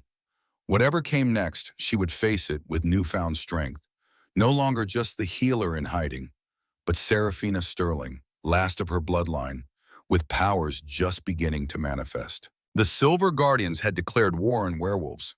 In Sarah, they might have inadvertently created their most formidable opponent. The fortress of Northlands emerged from morning mist like something from ancient legend. Sarah paused on the forest path, breath catching at her first sight of Atticus's ancestral home. Massive stone walls rose from the mountainside, seamlessly integrated with the natural granite formations beneath. Towers crowned with silver spires reached toward the cloud-streaked sky, their windows glinting with amber light against the dawn. "Impressive," she murmured, unable to contain her awe. Atticus stood beside her, his expression softening as he gazed upon his kingdom. It has withstood 8 centuries of war, weather, and change. The original structure was built by the first pack during the Great Migration. They had been traveling steadily downward since crossing the mountain pass the previous night, following hidden trails that wound through dense pine forests. With each mile, the air had grown warmer, the snow less deep. Now, in the sheltered valley before them, spring seemed to have already arrived despite winter's continued grip on the higher elevations. "How many live there?" Sarah asked, noting the sprawling outer buildings that surrounded the central fortress. "Nearly 2,000 within the castle grounds and immediate surroundings. Another 3,000 throughout the valley." Atticus's voice carried unmistakable pride. The largest concentration of werewolves in the Northern Territories. The thought of so many of her kind in one place both thrilled and terrified Sarah. After years of isolation, followed by days of intense one-on-one interaction with Atticus, the prospect of facing thousands of strangers, many of whom would undoubtedly view her with suspicion, felt overwhelming. Atticus sensed her hesitation. "They will welcome you," he said, his deep voice gentler than usual. "The Northlands has always honored the old bloodlines, even when other territories forgot their importance." Sarah wasn't convinced, but they had come too far to turn back now. She adjusted her pack on her shoulders and nodded. "Lead on then." They descended through terraced fields where early spring crops were already sprouting in neat rows. Workers paused in their labors to watch them pass, many dropping to one knee when they recognized their king. Atticus acknowledged them with dignified nods, neither encouraging nor discouraging the gestures of fealty. As they drew closer to the castle, mounted guards in silver-trimmed blue uniforms appeared, forming an honor escort without being summoned. One particularly stern-faced soldier with captain's insignia rode forward, eyes widening slightly at the sight of Sarah before addressing Atticus. "Your Majesty, the council has been in emergency session since word of your encounter with Silver Guardians reached us." The captain's gaze flickered to Sarah again. "They await your return in the Great Hall." "Thank you, Captain Varick." Atticus's posture shifted subtly, authority settling around him like a cloak. "Please inform them I will join them after seeing to my guest." The captain hesitated. "Lord Silverthorn insisted you report immediately upon arrival, sire. The situation with the southern packs has deteriorated." A flash of irritation crossed Atticus's face. There and gone so quickly that Sarah might have missed it had she not spent days learning to read his expressions. "I will decide my own priorities, Captain." His tone carried a warning edge that made the soldier straighten in his saddle. "Of course, Your Majesty." The captain bowed his head. "My apologies." They continued toward the castle, now surrounded by mounted guards who maintained a respectful distance while clearing their path through the increasingly crowded thoroughfare. People of all ages, from children playing in side streets to elders watching from doorways, turned to observe their king's return, curiosity and whispers following in their wake. Many stared openly at Sarah, her albino coloring drawing inevitable attention. She kept her head high, refusing to shrink under their scrutiny. These people were her kind, even if they didn't yet know what that truly meant. The massive iron-bound gates of the inner castle stood open in welcome, revealing a cobblestone courtyard bustling with activity.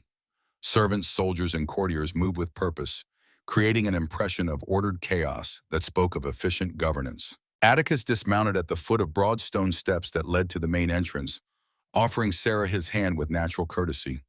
As her fingers touched his, a whispered ripple moved through the gathered observers. The gesture, she realized belatedly, carried significance beyond simple assistance. An Alpha King did not personally help just anyone dismount. "This way," Atticus said, either oblivious to or deliberately ignoring the stir they were causing. "You need rest and proper food before meeting the council." The entrance hall of Northlands Castle soared 3 stories overhead, its vaulted ceiling supported by ancient timber beams darkened with centuries of wood smoke. Tapestries depicting werewolf history adorn stone walls, their vivid colors being time. Sarah glimpsed scenes of ancient battles, great migrations, and ceremonial gatherings, the visual record of a culture that had survived largely through oral tradition and hidden existence. A distinguished older woman approached, her silver hair arranged in an elegant twist, her bearing regal despite the simple cut of her dark blue dress. The subtle resemblance to Atticus, something in the angle of her cheekbones and the set of her mouth, identified her before he spoke. "Mother," Atticus bowed his head slightly, "may I present Seraphina Sterling." The woman's eyes, a lighter amber than her son's golden gaze, widened fractionally. "Sterling," she repeated, studying Sarah with new intensity. "Truly?" "Yes," Atticus confirmed, "the last of her line as far as we know." The Queen Mother extended both hands in a traditional greeting. "Seraphina Sterling, you honor our house with your presence. I am Eleanor Blackthorne." Sarah placed her hands atop the older woman's, completing the ritual gesture. "The honor is mine, Your Majesty. Please, no titles between us." Eleanor's grip tightened briefly before releasing. "Any Sterling is welcome at Northlands, not as a guest, but as family returned." The sincere welcome eased some of Sarah's tension, though confusion remained. How could this woman, this queen, consider her family when they had never met before? Eleanor turned to her son. "The council grows restless, Atticus. Lord Silverthorn has been particularly vocal about your absence." "Silverthorn is always vocal," Atticus replied with dry humor. "He can wait until I've seen Seraphina settled." "I can handle that," his mother assured him. "Your primary responsibility must be to the kingdom, especially now." Something passed between mother and son, an entire conversation in a single look. Atticus nodded reluctantly. "Very well." He turned to Sarah. "My mother will see you to quarters and ensure your needs are met. I must attend this council session, but we'll speak again before dinner." Though phrased as a social commitment, Sarah recognized the promise beneath his words. He would not abandon her in this unfamiliar environment. She nodded her understanding, watching as he strode away with the measured pace of a ruler returning to duty. "Come, child," Eleanor said gently. "You look dead on your feet." The Queen Mother led Sarah through corridors of stone and wood, up a curving staircase and into a wing that felt both more intimate and more luxurious than the castle's public spaces. Here, the stone floors were softened by woven rugs, the walls warmed by tapestries and paintings. "The royal residence," Eleanor explained, noting Sarah's curious gaze. "Family quarters have occupied this section of the castle since its construction." They stopped before a heavy wooden door carved with an intricate pattern of leaves and vines. Eleanor opened it, revealing a spacious chamber beyond. "These will be your rooms," she said, ushering Sarah inside. Sarah stepped into the most beautiful living space she had ever encountered. A large four-poster bed dominated one wall, draped in midnight blue fabrics embroidered with silver thread. A sitting area with comfortable chairs surrounded a small hearth where a fire crackled welcomingly. Tall windows offered spectacular views of the mountain range they had recently crossed. "This is excessive," Sarah managed, overwhelmed by such luxury after years in her rustic cabin. "This is appropriate," Eleanor corrected gently, "though you may not yet understand why." Before Sarah could question this cryptic statement, a knock sounded at the door. Two young women entered, arms laden with clothing and bathing supplies. "A bath has been prepared in the adjoining chamber," Eleanor informed her. "These ladies will assist you with anything you require, fresh clothing, food, medical attention if needed." "Thank you," Sarah said, genuine gratitude coloring her voice despite her confusion. "Your hospitality is most generous." Eleanor's expression softened. "Rest now. When you're ready, I'll return to answer the questions I see burning in your eyes." With that promise, the Queen Mother departed, leaving Sarah in the care of the silent attendants. Too exhausted to refuse their assistance, she allowed herself to be guided to a steaming bath that soothed days of travel from her aching body. Afterward, wrapped in softer garments than she had ever worn, she collapsed onto the massive bed and fell immediately into dreamless sleep. When Sarah woke, afternoon light slanted through the tall windows, casting golden rectangles across the stone floor. For several disorienting moments, she couldn't recall where she was. The feather mattress beneath her, the silken sheets, the quiet luxury surrounding her, all seemed impossible after years of pragmatic simplicity. A soft knock at the door preceded Eleanor's entrance.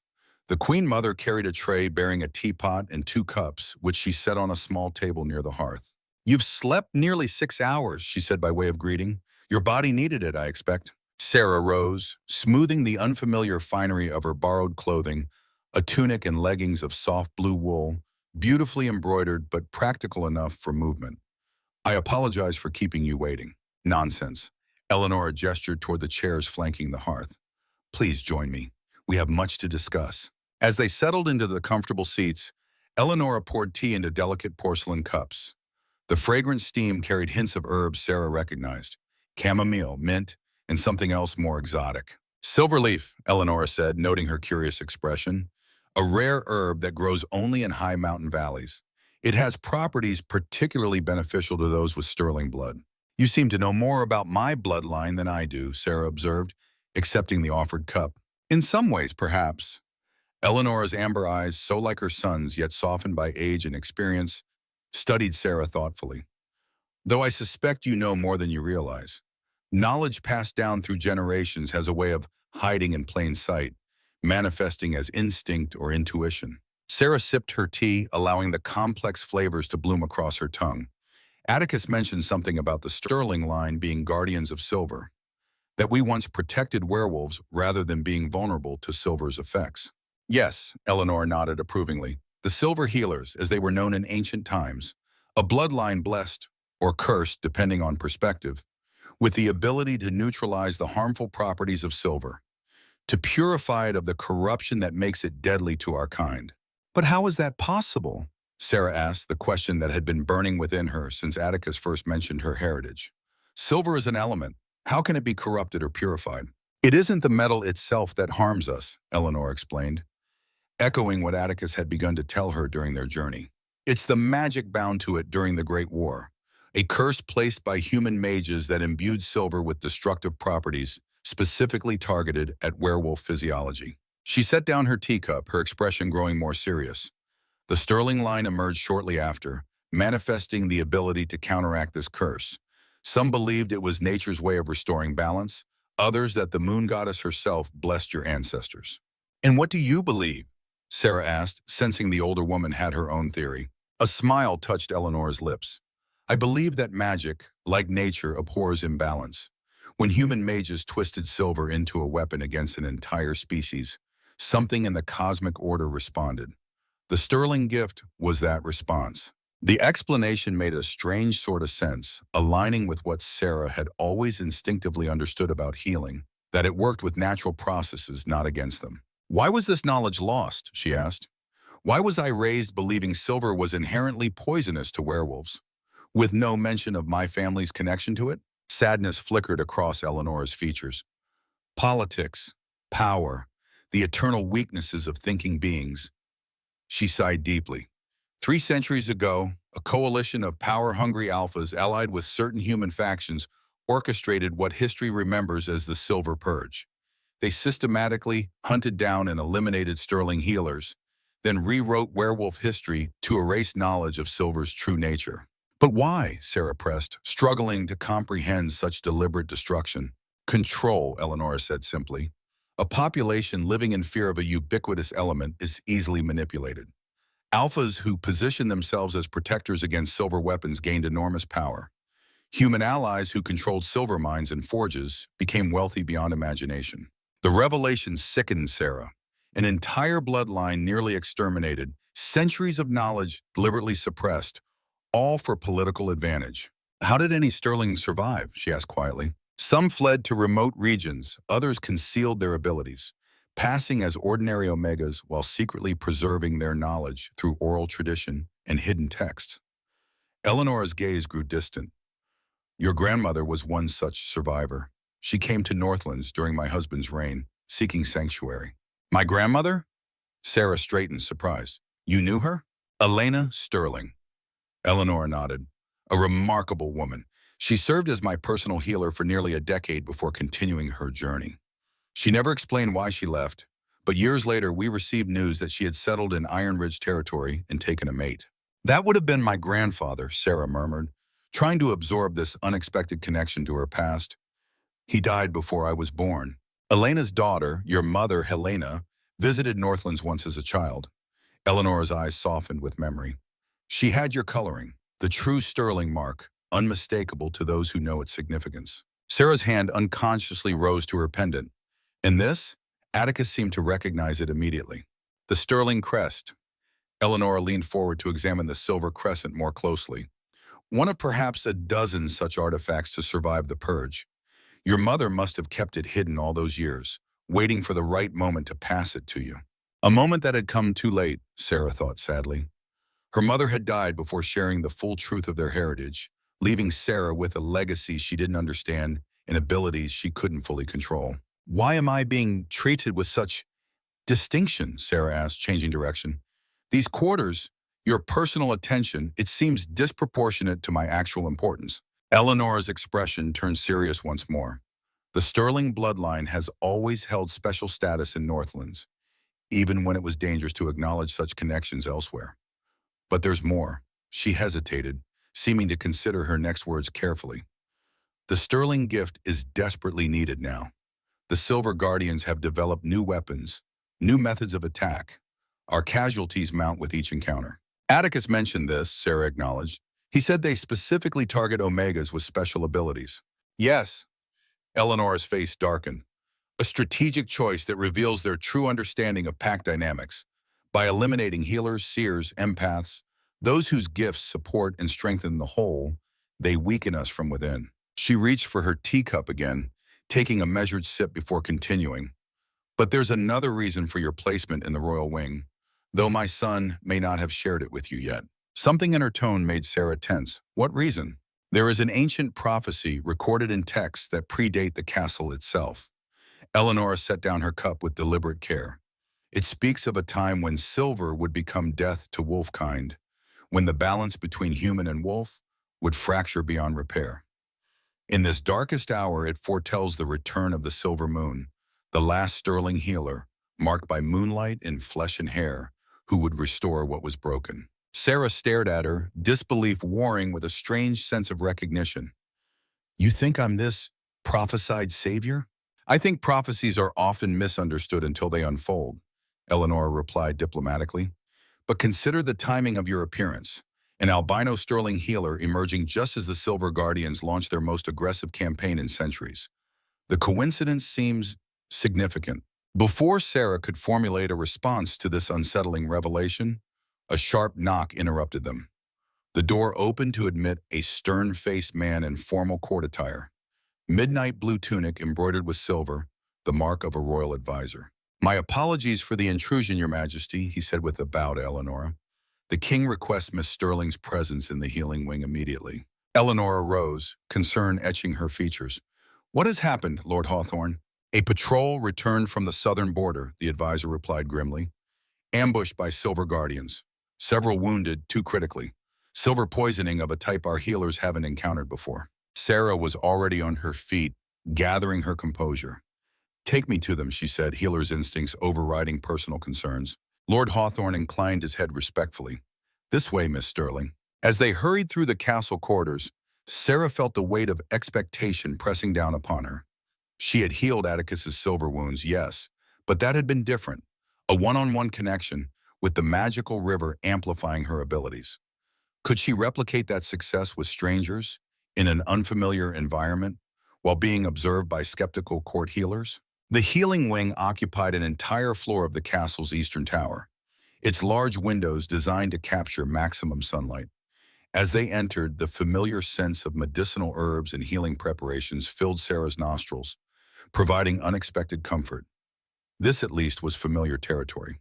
Atticus stood at the center of the large chamber, deep in conversation with an elderly man who wore the green sash of a master healer. Around them, medical staff moved efficiently between beds, where injured wolves lay in various states of distress. The king looked up as they approached, relief evident in his golden eyes. Seraphina, he said, using her full name in this formal setting. Thank you for coming. Of course. She glanced toward the occupied beds. What am I dealing with? The elderly healer stepped forward, his expression a mixture of skepticism and desperate hope. Silver poisoning, unlike any I've treated in 60 years of practice. The wounds resist conventional treatments. The silver seems to spread through their systems, attacking vital organs. Show me, Sarah requested, already rolling up her sleeves. They approached the nearest bed, where a young male werewolf lay unconscious, his skin ashen gray, dark veins visible beneath the surface like inky rivers. A bandaged wound on his shoulder had been dressed with healing poultices, but instead of improving, the blackened tissue seemed to be expanding outward from the injury site. Sarah placed her hand on his forehead, then gently touched the area around the wound. Her healer senses immediately detected the difference. This wasn't ordinary silver poisoning. The metal had been alchemically altered, enhanced with something that accelerated its toxic effects and prevented the body's natural defenses from containing it. This is it, she said quietly. The silver has been treated with a compound designed to specifically target werewolf healing abilities. It's not just poisoning them, it's systematically shutting down their regenerative processes. The master healer nodded grimly. We suspected as much, but have no countermeasure. Without intervention, they'll be dead by nightfall. The weight of the moment pressed down on Sarah. These lives now rested in her hands, hands that had never been formally trained, that had discovered their full capabilities only days ago. Doubt crept in, whispering that she wasn't ready, wasn't worthy of the legacy she had inherited. Then her eyes met Atticus's across the injured wolf's bed. His steady gaze held neither demand nor expectation, only confidence. He believed in her abilities without question, without having ever seen her work in a formal healing capacity. That silent vote of confidence steadied her. Sarah took a deep breath, centering herself as her mother had taught her long ago.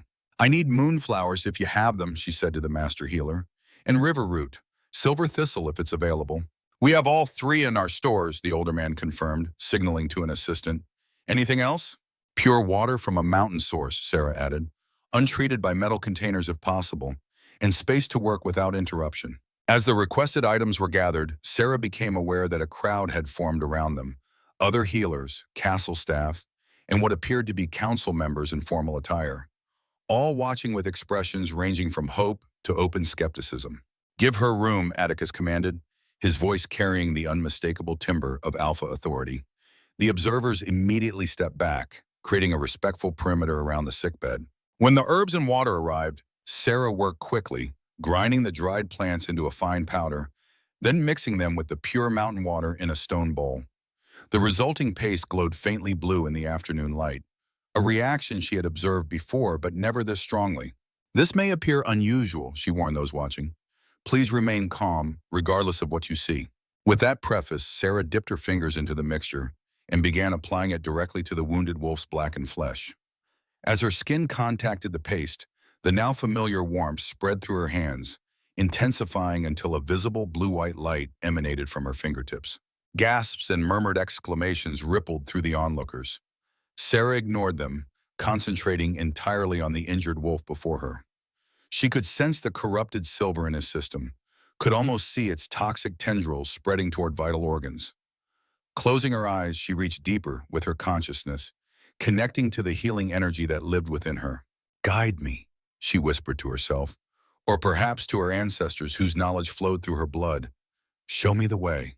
The light from her hands intensified, spreading from the point of contact until it encompassed the entire wound. Sarah felt her awareness expand, allowing her to track each particle of poisoned silver, to identify its unnatural components, to understand how it had been engineered to maximize harm. Understanding brought power. With meticulous precision, Sarah began neutralizing the corrupted silver molecule by molecule, drawing the poison toward the surface rather than allowing it to penetrate deeper. The process required intense concentration, leaving her unaware of the passage of time or the growing audience as words spread through the castle. Sweat beaded on her forehead, then tracked down her temples as she worked.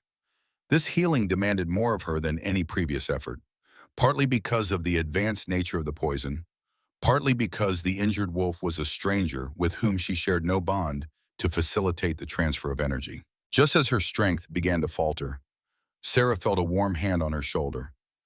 Atticus, lending support without interruption. With that simple touch, new energy flowed into her, not taken forcibly, but freely offered. The connection between them, forged during their journey and strengthened by shared dangers, provided a conduit for power to flow. The blue light pulsed once, twice, then flared brilliantly before beginning to fade. As it receded, the blackened tissue around the wound had transformed. Healthy pink skin now surrounded a clean injury that looked days rather than hours old. The dark veins had disappeared, and the young wolf's color had improved dramatically. Sarah straightened, momentarily dizzy from the exertion. Atticus's hand remained steady on her shoulder, anchoring her as she regained her equilibrium. It worked, the master healer breathed, bending to examine the wound with undisguised wonder. The silver corruption is completely neutralized. He'll need conventional care now, Sarah advised, her voice rough with fatigue. The wound itself still requires healing, but his natural abilities should function normally again. And the others? Atticus asked quietly. Sarah glanced toward the second critical patient, determination overcoming exhaustion. I can continue. Over the next 2 hours, Sarah treated 5 more wolves suffering from silver poisoning. Each healing depleted her further, but each also helped refine her technique. By the 5th patient, she had developed a more efficient approach, conserving energy while achieving the same results. When the last wounded wolf rested comfortably, silver purged from his system, and natural healing restored, Sarah finally allowed herself to acknowledge her complete exhaustion. Her legs trembled with fatigue, her vision blurred at the edges. Without Atticus's steadying presence, she might have collapsed entirely. Enough, he said firmly when she glanced toward a 6th patient with less severe injuries. You've done more than anyone could have expected. The remaining cases can wait until you've rested. The master healer approached, bowing deeply in a gesture of profound respect. I have served the Blackthorn Pack for 50 years, he said, voice thick with emotion, and never witnessed anything comparable to what you've demonstrated today, Miss Sterling. Your gift is extraordinary. Murmurs of agreement rippled through the gathered observers. Sarah noticed that the crowd had grown substantially. Council members, castle staff, even wounded soldiers well enough to stand, all watching with expressions that ranged from awe to calculation. One man in particular caught her attention. Tall, aristocratic, with silver threading his dark hair and an expression of intense interest that bordered on hunger. He stood apart from the others, flanked by younger wolves who shared his features, family members most likely. Something about his calculating gaze sent a chill down Sarah's spine despite her exhaustion. Atticus followed her glance, his expression hardening momentarily. Lord Silverthorn, he said by way of explanation, pitching his voice for her ears alone. Head of the High Council and an influential voice in court politics. We should speak of him later. Before Sarah could respond, Eleanor appeared at her side, concern evident in her amber eyes. You need rest, the Queen Mother stated firmly. Healing on this scale demands recovery time. Sarah couldn't argue with that assessment. Her body felt leaden, her mind foggy with the aftermath of channeling so much energy. Yet despite the exhaustion, a profound satisfaction filled her. For the first time in her life, she had used her abilities openly, without fear or restraint, to their fullest capacity. Moreover, she had succeeded beyond what anyone, including herself, might have expected. I'll escort you back to your quarters, Atticus said, still supporting her discreetly with one hand at her elbow. The council awaits your return, Your Majesty, Lord Silverthorn called, stepping forward. Given recent developments, there are urgent matters requiring immediate attention. A flash of irritation crossed Atticus's face. The council has waited this long. It can wait another hour. With respect, sire, Silverthorn persisted, his tone suggesting limited actual respect. The Silver Guardian threat escalates by the hour. Strategic decisions cannot be delayed for personal considerations. His gaze flickered dismissively over Sarah. Tension crackled in the air between king and counselor. Sarah sensed layers of political conflict beneath this seemingly simple disagreement. Old grievances, competing philosophies, perhaps even challenges to authority. I can find my way, she said quietly to Atticus, not wanting to become a focal point for court intrigue before she had even learned the players involved. Your mother can accompany me. Eleanor nodded approvingly. A wise suggestion. The kingdom's security must take priority, especially now. After a moment's hesitation, Atticus inclined his head in agreement. Very well, but we will speak before the evening meal. He turned to Lord Silverthorn, his posture subtly shifting into one of absolute authority. Lead on, counselor. Let us address these urgent matters without further delay. As Atticus departed with Silverthorn and the other council members, Eleanor guided Sarah from the healing wing with gentle efficiency. They had nearly reached the royal residence when a young woman stepped into their path, dark-haired, aristocratically beautiful, dressed in the height of court fashion. "Your Majesty," she said, curtsying to Eleanor before turning curious eyes on Sarah. "And you must be the sterling healer everyone is talking about. I'm Lady Isabella Silverthorne." The family resemblance to the counselor was evident in her high cheekbones and calculating eyes, though youth lent her features a softer appearance. Sarah inclined her head politely, too exhausted for court niceties, but aware of the importance of first impressions. "Seraphina Sterling," she confirmed simply. "Your demonstration in the healing wing was most impressive," Isabella continued, her smile not quite reaching her eyes. "Father says your abilities could change the course of our conflict with the Silver Guardians." "That remains to be seen," Sarah replied neutrally, aware of potential political currents beneath this seemingly casual encounter. "Indeed," Isabella's gaze sharpened slightly. "Though I wonder, why has a healer of your extraordinary talents remained hidden away all these years? Especially when your gifts could have saved so many lives already lost to silver weapons." The implied criticism stung, particularly because Sarah had asked herself the same question since learning the truth of her heritage. Why had her mother kept her in ignorance? Why had she herself chosen isolation after her mother's death? "History is full of reasons why sterling healers might choose to remain hidden," Eleanor interjected smoothly, "as your father could certainly attest, given his extensive knowledge of the Silver Purge." Something flickered in Isabella's expression. Discomfort, perhaps, or annoyance at having her probe deflected. "Of course," she acknowledged with another perfect curtsy. "I meant no offense. We're all simply curious about our unexpected savior." "Curiosity is natural," Eleanor replied, her tone pleasant but firm, "as is the need for rest after extensive healing work. If you'll excuse us, Lady Silverthorne." Recognizing dismissal, Isabella stepped aside with practiced grace. "Of course. I look forward to becoming better acquainted, Miss Sterling.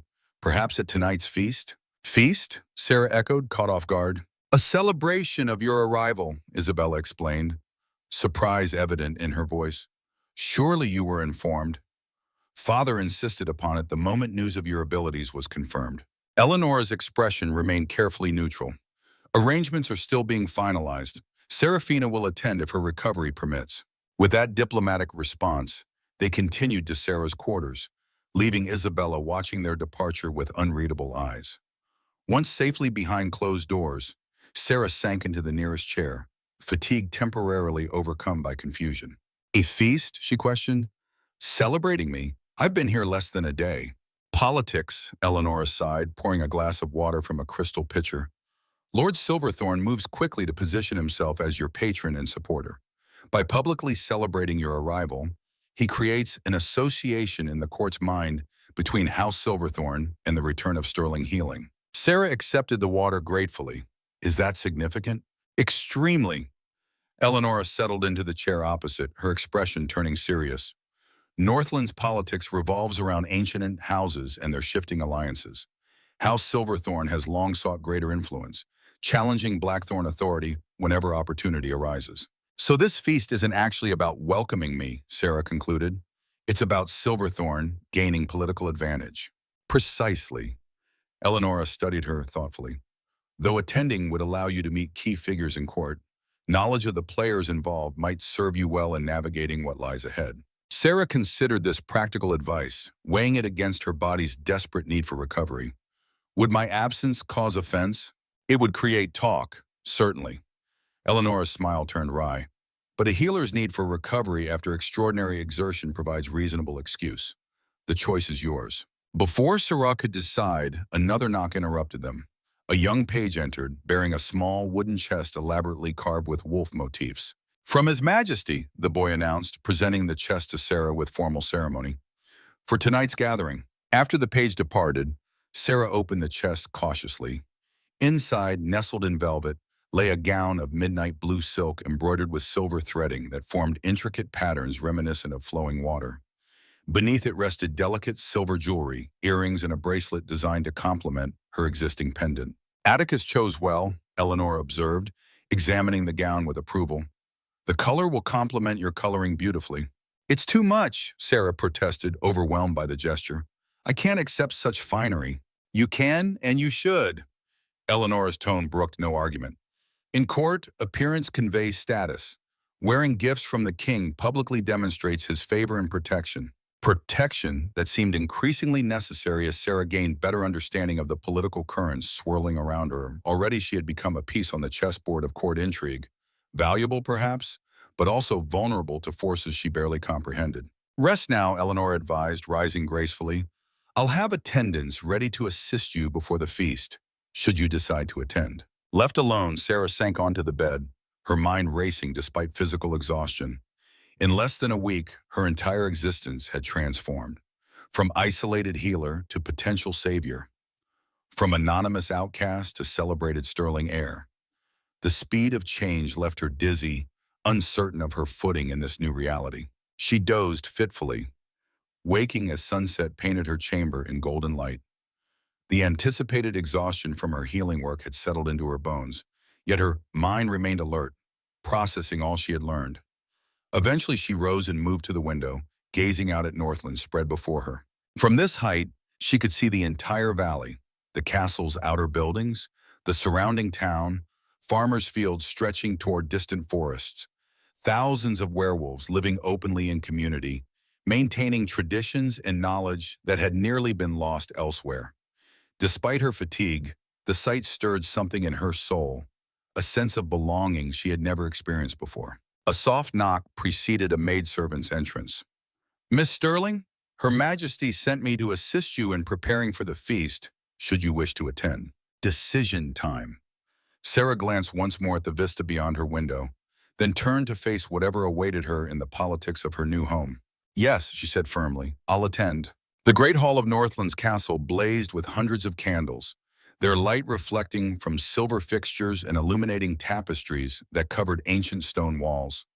Long tables arranged in a U-shape filled the massive space, already crowded with members of court in their finest attire. At the head table, elevated slightly on a dais, Atticus sat in a carved chair that had stopped just short of being an actual throne. His formal attire, midnight blue and silver, the blackthorn colors, lent additional majesty to his naturally commanding presence. Sarah paused in the entryway, momentarily overwhelmed by the spectacle and the knowledge that she would soon be the center of attention. The gown Atticus had gifted her fit perfectly, its rich fabric flowing around her like water. Her white hair had been arranged in an elegant style that incorporated small silver pins shaped like crescent moons. The overall effect, according to her attendants' awed murmurs, was striking. Taking a steadying breath, she stepped forward just as a court herald announced her arrival. Miss Seraphina Sterling, heir to the Sterling legacy, honored guest of His Majesty King Atticus Blackthorn. Conversation ceased immediately as every head turned in her direction. Sarah kept her chin high, her steps measured, as she proceeded down the center of the hall toward the head table. Though her heart hammered in her chest, she maintained the dignified pace Eleanor had advised during their brief preparation session. Atticus rose as she approached, extending his hand in formal greeting. The simple gesture carried significant meaning in this public setting, an acknowledgement of status, of importance to the crown. Seraphina, he said, his deep voice carrying in the hushed hall, you honor us with your presence. The honor is mine, Your Majesty, she replied, the formal address feeling strange after days of using his given name. He guided her to the seat at his right hand, a position of highest honor that elicited murmurs from the assembled courtiers. As they settled into their places, servants began bringing forth the feast's first course. Gradually, conversation resumed around them, though Sarah noticed many glances still directed her way. You didn't have to attend, Atticus said quietly for her ears alone. Mother explained the situation. Yes, Lord Silverthorn's political maneuvering. Sarah accepted a goblet of wine from a serving attendant. I decided knowledge gained outweighed comfort sacrificed. A hint of approval warmed Atticus's golden eyes. A strategic choice, though I'm concerned about your recovery after today's healing work. I'm managing, she assured him, though exhaustion still pulled at her limbs. The patients, are they continuing to improve? Remarkably so. Master Thorn reports all vital signs stabilized, with accelerated healing now that the silver corruption has been neutralized. Genuine gratitude softened his features. You saved lives today, Seraphina. Lives I feared lost. The simple acknowledgement touched her more deeply than the elaborate feast or expensive gifts. This was what mattered, the practical application of her abilities to ease suffering and preserve life. Throughout the meal, various council members and nobles approached the head table to introduce themselves.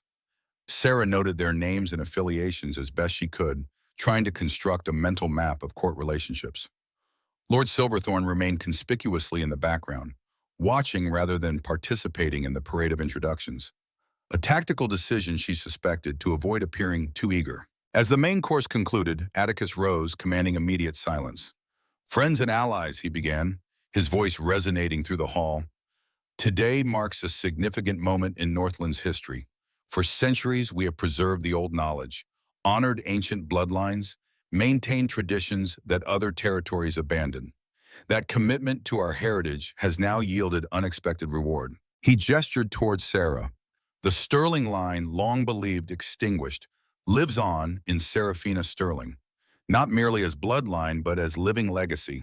Today, many of you witnessed her remarkable abilities firsthand, abilities that may well turn the tide in our struggle against those who would see our kind eliminated." Murmurs of agreement rippled through the gathering. Sarah maintained a composed expression despite her discomfort at becoming the focus of such attention. "The Sterling gift returns to us when our need is greatest," Atticus continued. "Not by coincidence, I believe, but by design of forces greater than ourselves. Therefore, I formally extend Northland's protection and resources to Seraphina Sterling, last of her line and heir to a legacy vital to all werewolf kind." The declaration prompted enthusiastic applause, though Sarah noticed varying reactions among the council members. Some appeared genuinely pleased, others calculating, a few openly skeptical. As the applause faded, Lord Silverthorn stepped forward, raising his goblet. "If I may, Your Majesty," he said, his rich voice carrying easily through the hall, "I propose a toast to our distinguished guest." Atticus inclined his head in permission, though Sarah detected wariness in his posture. "To Miss Sterling," Silverthorn proclaimed, "whose remarkable abilities have already saved Northland's bravest sons. May her presence herald a new era in our struggle against human aggression. May the Sterling legacy, so long dormant, flourish once more under proper guidance and support." The emphasis on proper guidance carried unmistakable political overtones. Silverthorn was publicly positioning himself as potential mentor and ally to Sarah, subtly suggesting her gifts required direction from experienced council members, namely himself. "To Miss Sterling," the assembled nobles echoed, raising their goblets. Sarah acknowledged the toast with a gracious nod, though inwardly she bristled at Silverthorn's presumption. Her abilities were her own, as was her right to determine how they would be used. Before the moment could develop further, the great doors at the hall's end burst open. A soldier staggered in, his uniform torn and bloodied, his expression wild with urgency. "Your Majesty," he gasped, barely maintaining protocol in his distress. "Silver Guardians at the South Pass. They've broken through our outer defenses." The hall erupted in confusion, nobles rising from their seats in alarm, servants freezing in place. Atticus moved with swift authority, crossing to the wounded messenger in long strides. "How many?" he demanded. "What weaponry?" "At least 50, sire," the soldier reported, swaying slightly from apparent blood loss. "Armed with new rifles, silver ammunition unlike anything we've encountered. Our wolves can't get close enough to engage." Atticus turned to his military commander, who had already risen from his seat. "Captain Varick, mobilize the Royal Guard. Send runners to the village militia." As the captain hurried to comply, Lord Silverthorn approached, his expression grave yet somehow satisfied, as if events were unfolding according to some private calculation. "This confirms what I've been telling the council, Your Majesty. The Guardians grow bolder. They no longer fear crossing into our territory. Or they're desperate," Atticus countered. "Desperate enough to risk direct confrontation rather than their usual covert operations." His gaze shifted to Sarah, who had risen from her seat. "They may have learned of your presence." The possibility hung heavy in the air. If true, it suggested the Guardians feared Sterling abilities enough to launch an all-out assault on Northlands, a kingdom they had previously approached with caution due to its size and military strength. "We must evacuate the most vulnerable to the inner keep," Eleanor stated, having joined them with remarkable composure despite the chaos. "Children, elders, those unable to fight." "Already underway, Mother." Atticus turned back to his commander. "Status of the eastern and western approaches?" "Secure for now, sire. Scouts report no activity beyond normal patrols. Double the guards nonetheless. This may be a diversion for their main force. Atticus's tactical mind worked visibly, considering angles and possibilities even as he issued commands. I want archers on the south wall, fire arrows ready. Amid the rapidly organizing defense, Sarah found herself uncertain of her role. She was neither soldier nor strategist, yet her presence might have precipitated this very attack. The weight of that possibility pressed upon her already exhausted spirit. Your Majesty, she said quietly when Atticus paused between commands. How can I help? His golden eyes met hers, conflict evident in their depths. The safest course would be for you to join the evacuees in the inner keep. And the most useful course, she countered. A hint of respect flickered across his features. That depends on whether your healing abilities have recovered sufficiently to be called upon again. Sarah assessed her physical state honestly. The feast had restored some energy, though she remained far from full strength.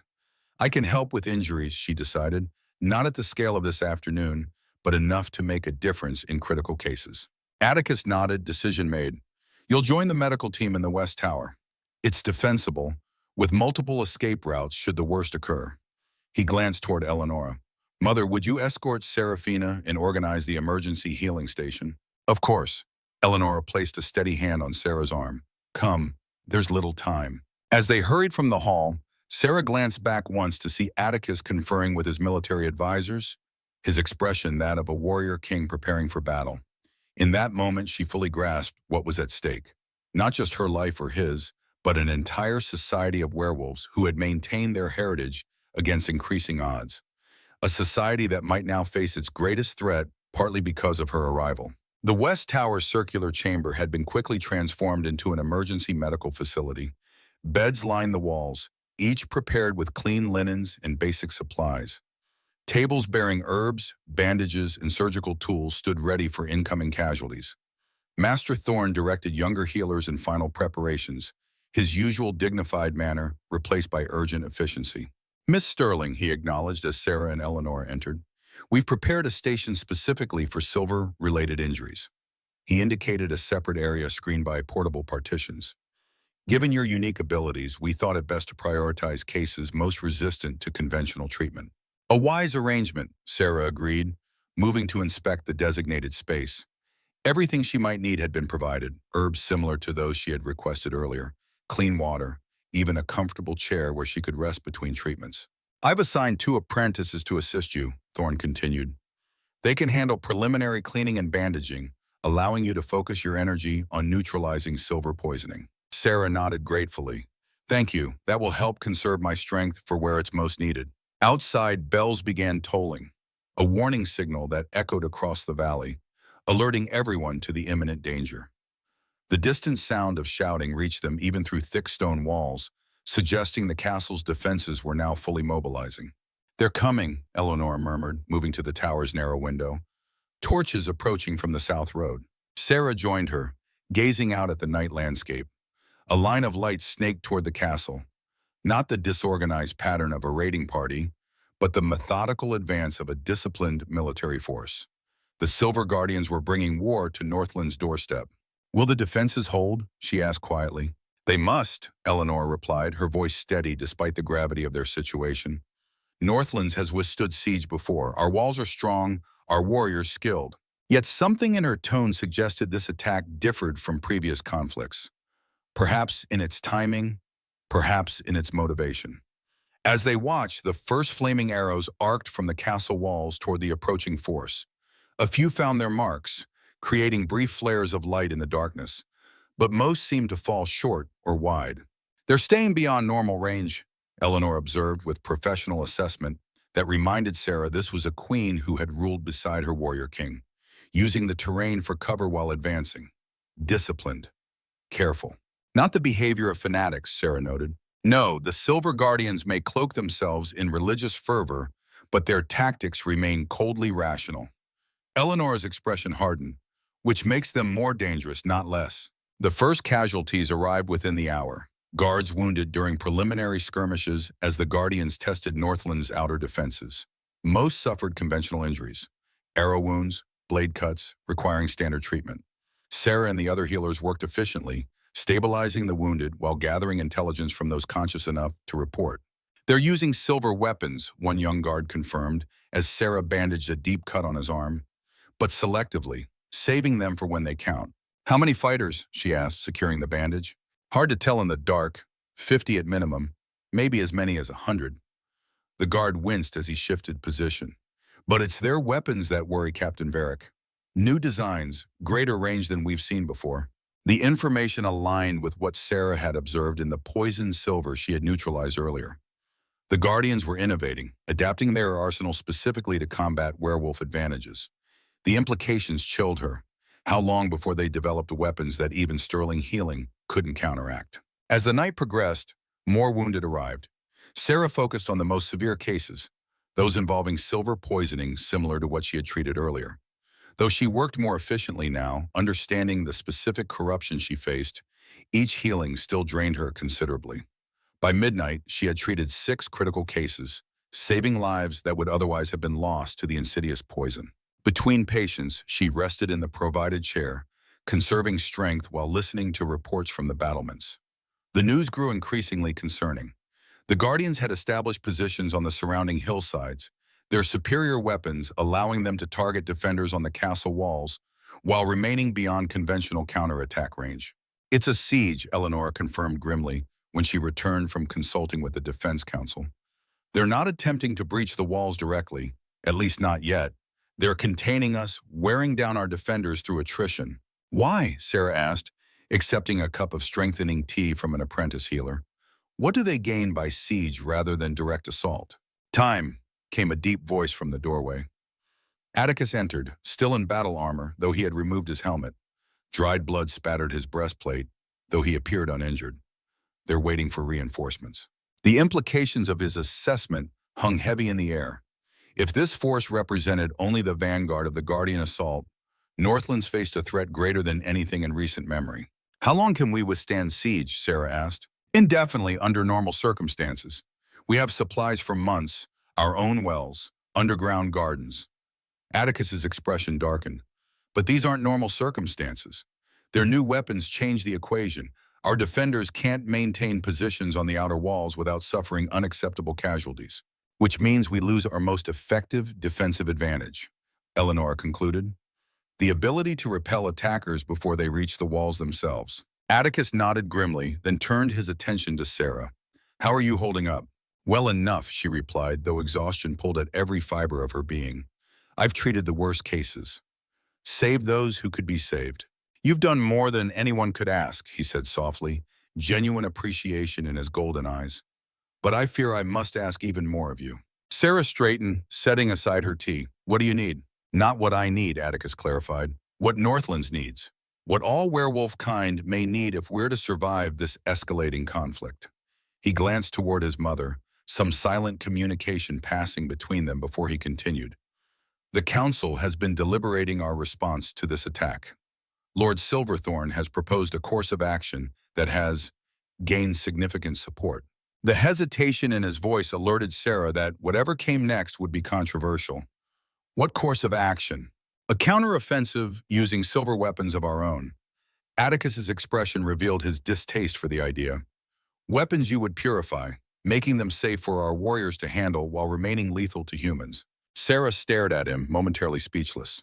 The proposal represented exactly what her ancestors had apparently done centuries ago, used their unique abilities to create weapons that werewolves could wield against their enemies. Yet something about it felt fundamentally wrong, a perversion of healing gifts for destructive purposes. That would make me a weapon maker, not a healer, she said finally. It would make you a protector of your kind, Atticus countered, though without real conviction. At least, that's how Silverthorn and his faction present the argument. And how do you see it? Sarah challenged, needing to understand his position. Atticus met her gaze directly. I see a desperate measure born of fear, one that might win us this battle while corrupting something fundamental to who we are. His honest assessment confirmed what Sarah already sensed, that this proposal struck at the heart of sterling ethics as she understood them. Her mother had raised her to believe that healing gifts existed to preserve life, not to enable its taking. Yet faced with the reality of silver guardians systematically hunting her kind to extinction, were such ethical absolutes still practical or even moral? I need time to consider, she said finally. This isn't a decision to make in haste or under pressure. Unfortunately, both haste and pressure are our constant companions at present, Atticus replied grimly. The council expects your answer by dawn. The weight of responsibility pressed down on Sarah's already exhausted spirit. In less than a week, she had gone from anonymous healer to potential savior to requested weapon maker. The speed of transformation left her dizzy, uncertain of her footing in this new reality. Whatever you decide, Eleanor said quietly, remember that your gift belongs to you, not to the council, not to Northlands, not even to werewolf kind as a whole. You alone must determine how it will be used. The Queen Mother's words provided unexpected comfort, a reminder that amid political pressures and survival imperatives, Sarah retained fundamental sovereignty over her own abilities. A commotion from the hallway interrupted their conversation. Seconds later, Lord Silverthorn burst into the healing chamber, his aristocratic features animated with unusual urgency. Your Majesty, he addressed Atticus without ceremony. The Guardians have sent an envoy under white flag. They're requesting parley. Atticus straightened, immediately alert. What terms? They wouldn't say, only that they wish to speak with the kingdom's rulers directly. Silverthorn's gaze shifted to Sarah with undisguised calculation. It seems our enemies have specific interests beyond mere territorial aggression. The implication hung in the air, unspoken but clear. The Guardians knew of Sarah's presence and abilities. Their attack, their siege, their request for parley, all might center on the last sterling healer. I'll meet with them, Atticus decided, at the south gate with appropriate security. A dangerous choice, sire, Silverthorn cautioned. Their request may be mere pretense to get you within range of their weapons. Or it may be genuine diplomacy. Either way, I won't cower behind castle walls while my people face danger. Atticus's tone brooked no argument. Captain Varick will arrange proper precautions. I'm coming with you, Sarah stated, rising from her chair despite exhaustion. All three turned to her with varying expressions of surprise. Atticus recovered first, his brow furrowing with concern. Out of the question.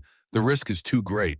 If I'm the reason they're here, as we all suspect, then hiding serves no purpose, Sarah countered. Besides, I have some questions of my own for these Silver Guardians. What questions could possibly justify such risk? Silverthorn demanded. Sarah met his gaze steadily. Questions about why they've engineered specialized silver poisons, about why they specifically target omegas with healing abilities, about what they hope to achieve through werewolf extinction. Understanding dawned in Atticus's golden eyes. Information that might inform your decision regarding Silverthorn's proposal. Exactly. Sarah gathered her resolve, pushing aside physical fatigue. I need to see these enemies for myself, to understand what drives them. Only then can I judge whether creating weapons against them is necessary or wise. Atticus studied her for a long moment, weighing her determination against his desire to protect her.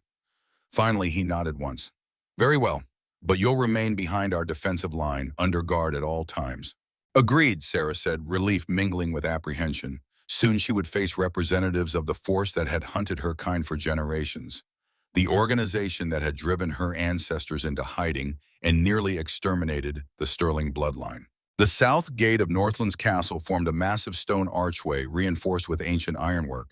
In times of peace, it stood as the main entrance to the castle grounds. Tonight it had become the front line of confrontation. Heavy wooden doors barred and reinforced, guards positioned along the battlements above, archers ready with flaming arrows should the parley prove false. Sarah stood slightly behind Atticus, wrapped in a heavy cloak that concealed her distinctive white hair and pale skin.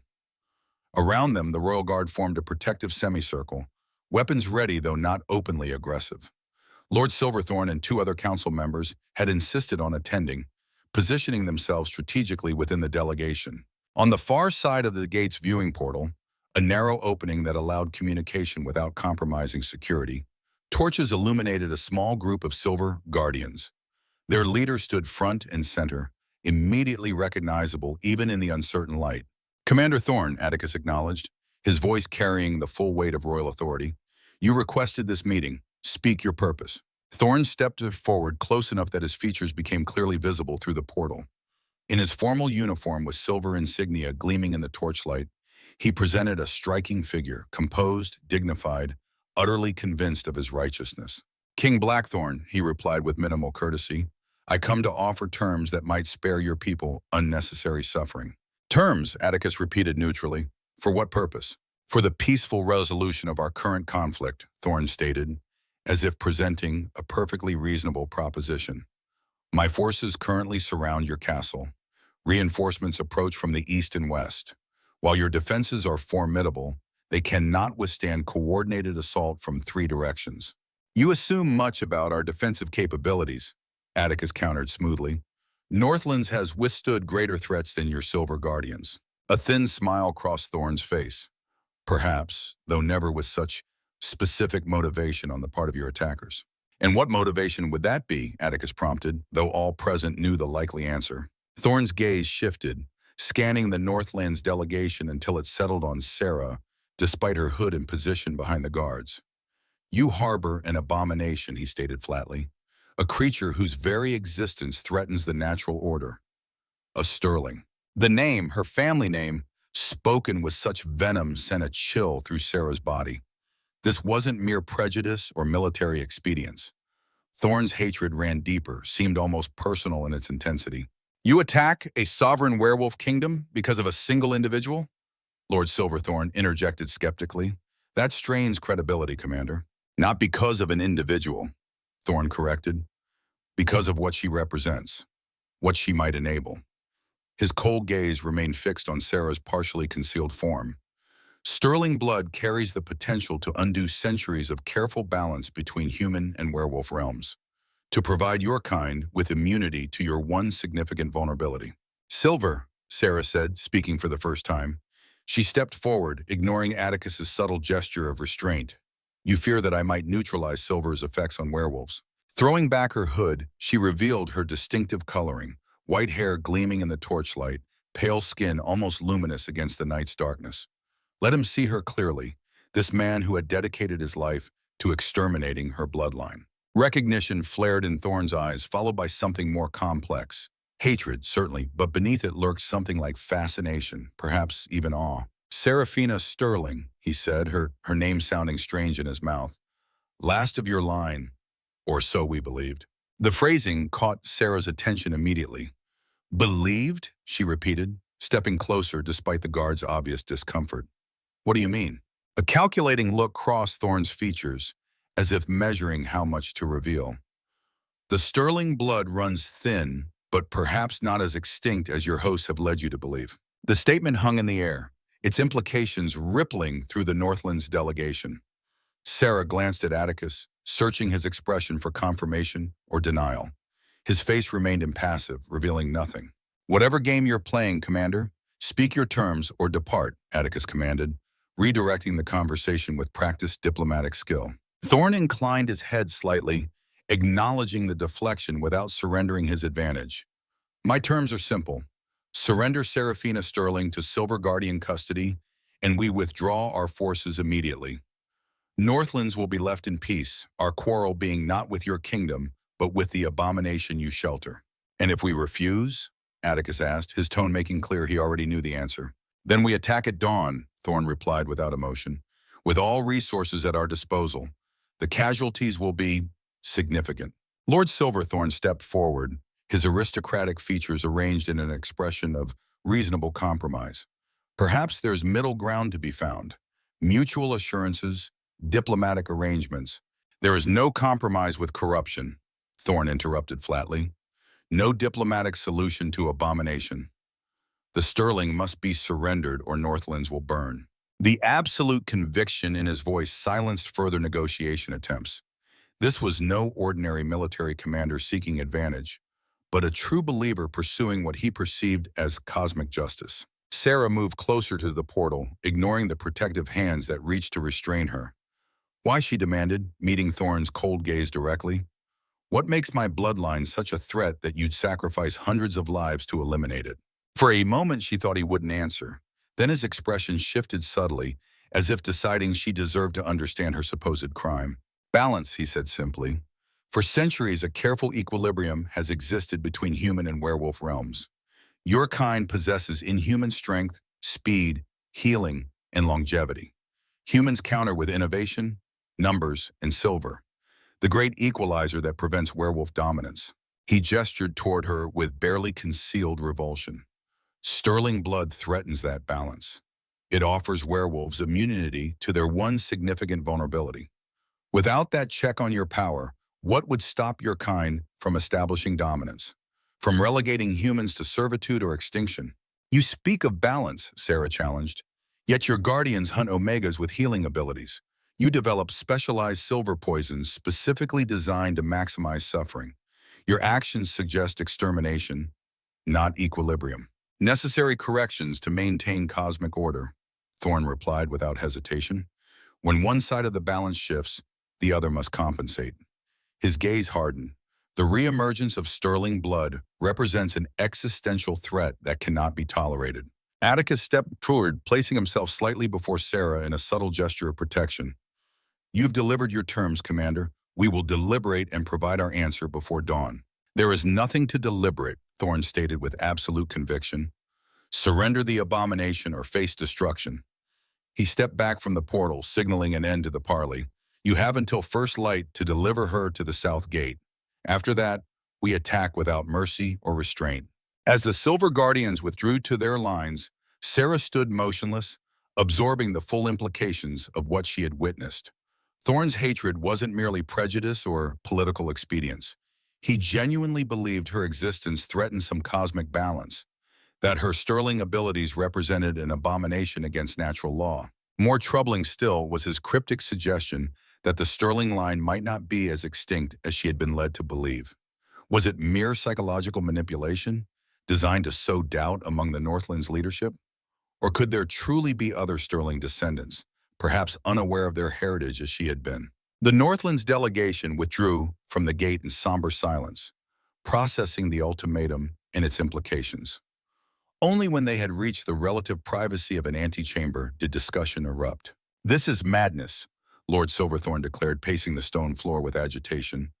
They cannot possibly believe we would surrender one of our own, especially one of Miss Sterling's value. Thorne believes exactly what he says, Atticus responded grimly. His conviction is absolute. In his mind, this is holy war, not political conflict. Then we must prepare for battle, another counselor stated.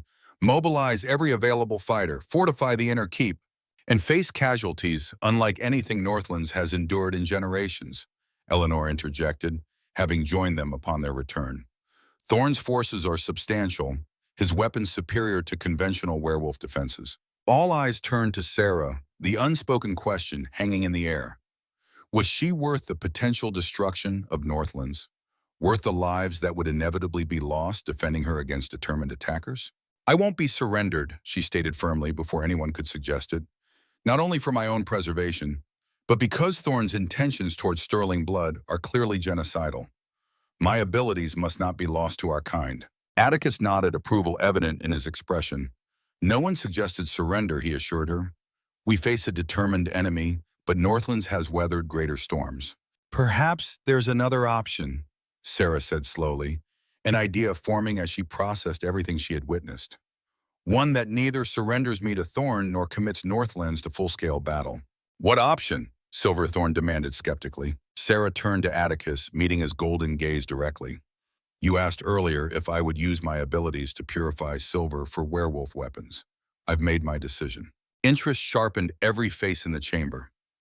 Atticus studied her intently, saying nothing, allowing her to present her conclusion without influence. I won't create weapons, Sarah stated clearly, not even to defend against Thorne's forces.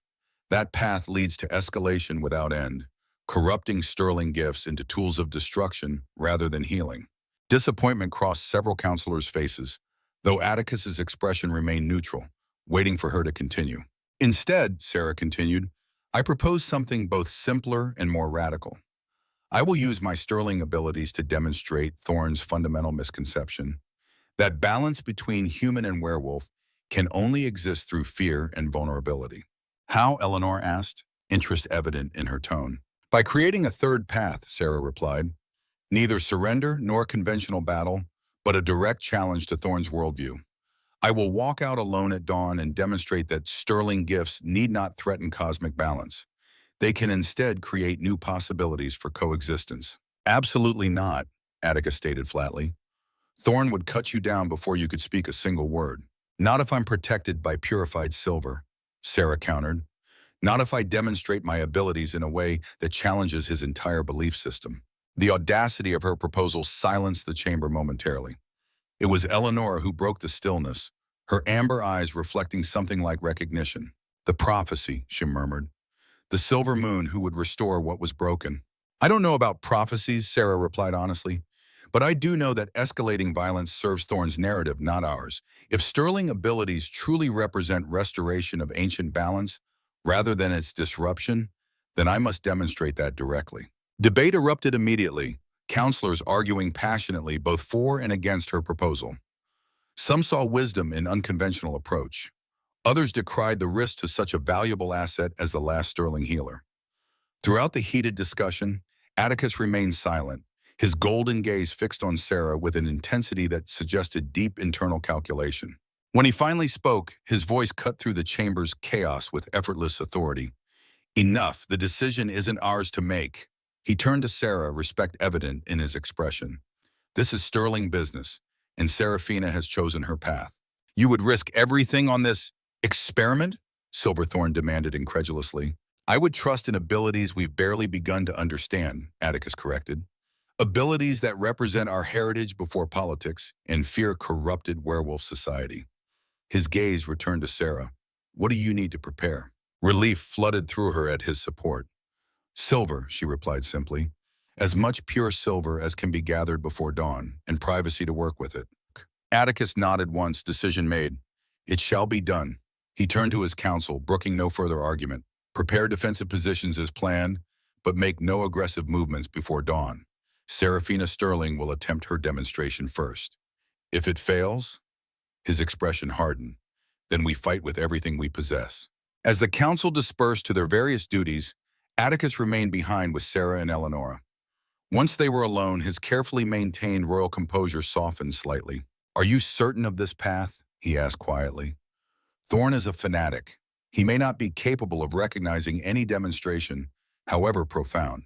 I'm not certain, Sarah admitted honestly, but I am convinced it's the right approach. Sterling abilities were meant to heal, to restore, to balance.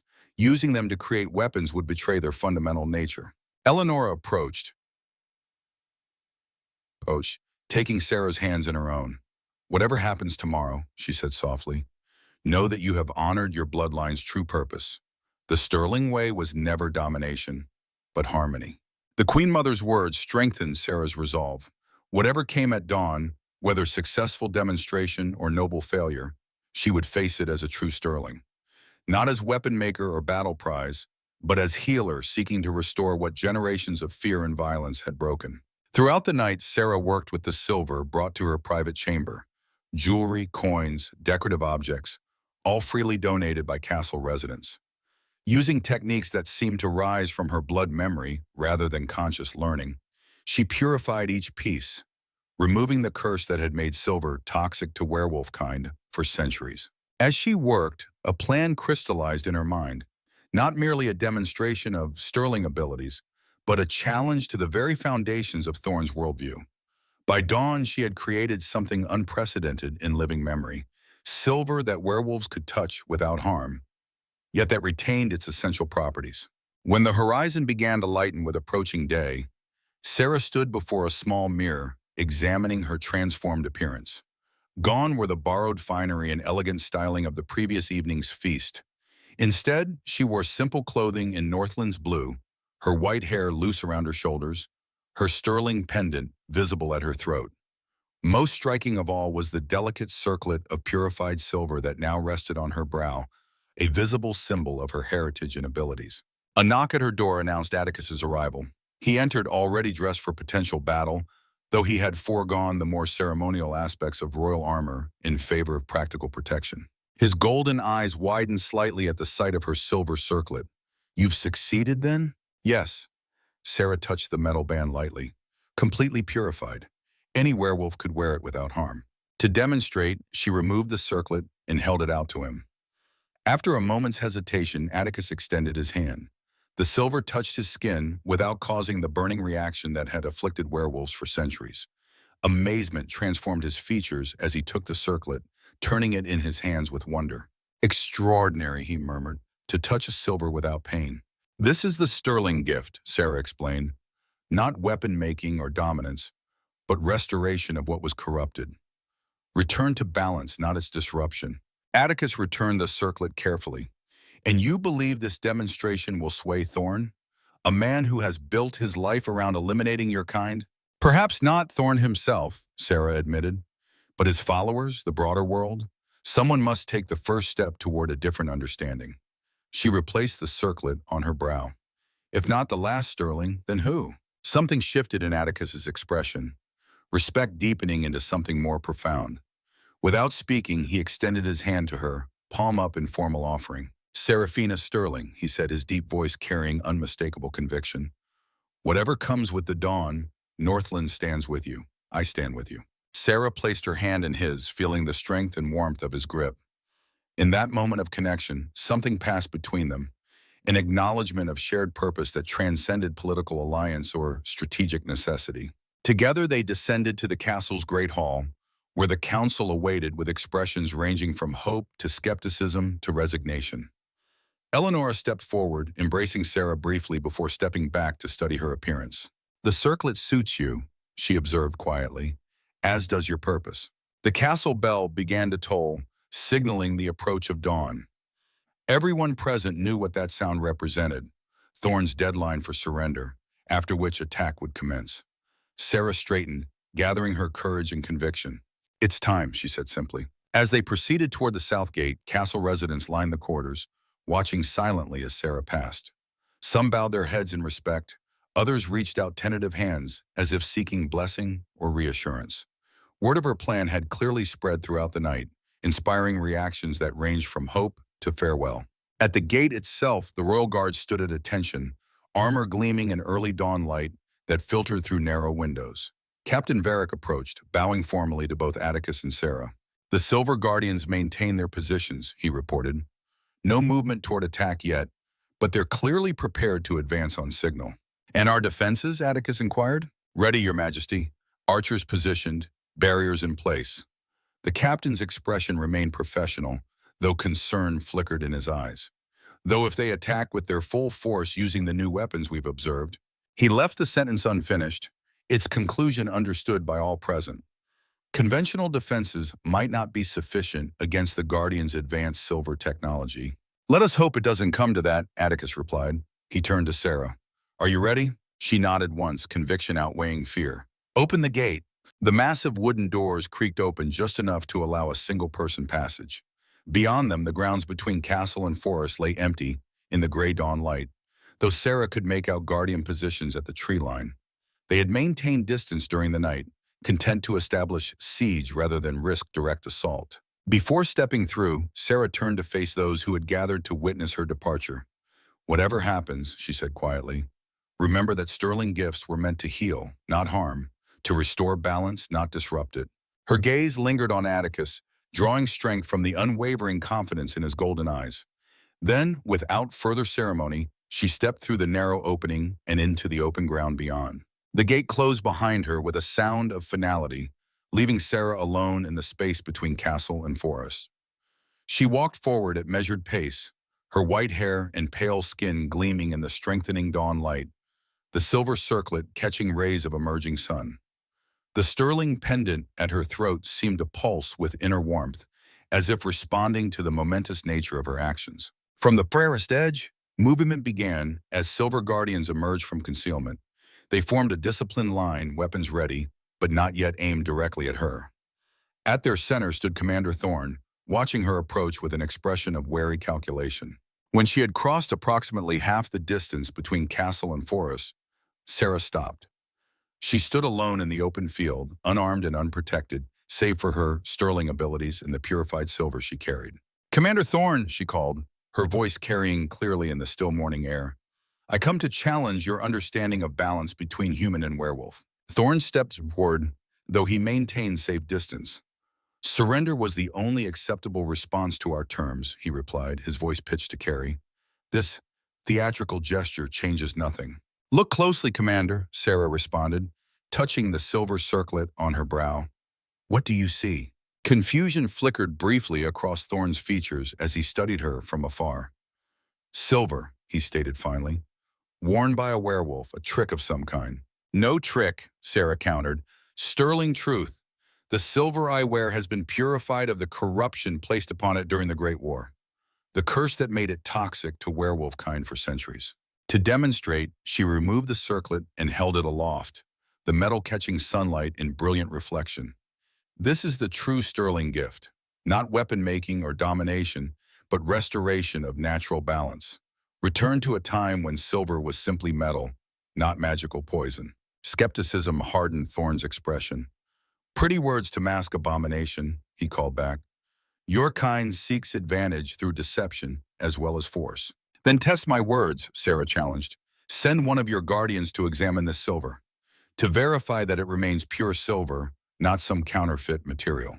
Thorne hesitated, visibly calculating risks and advantages.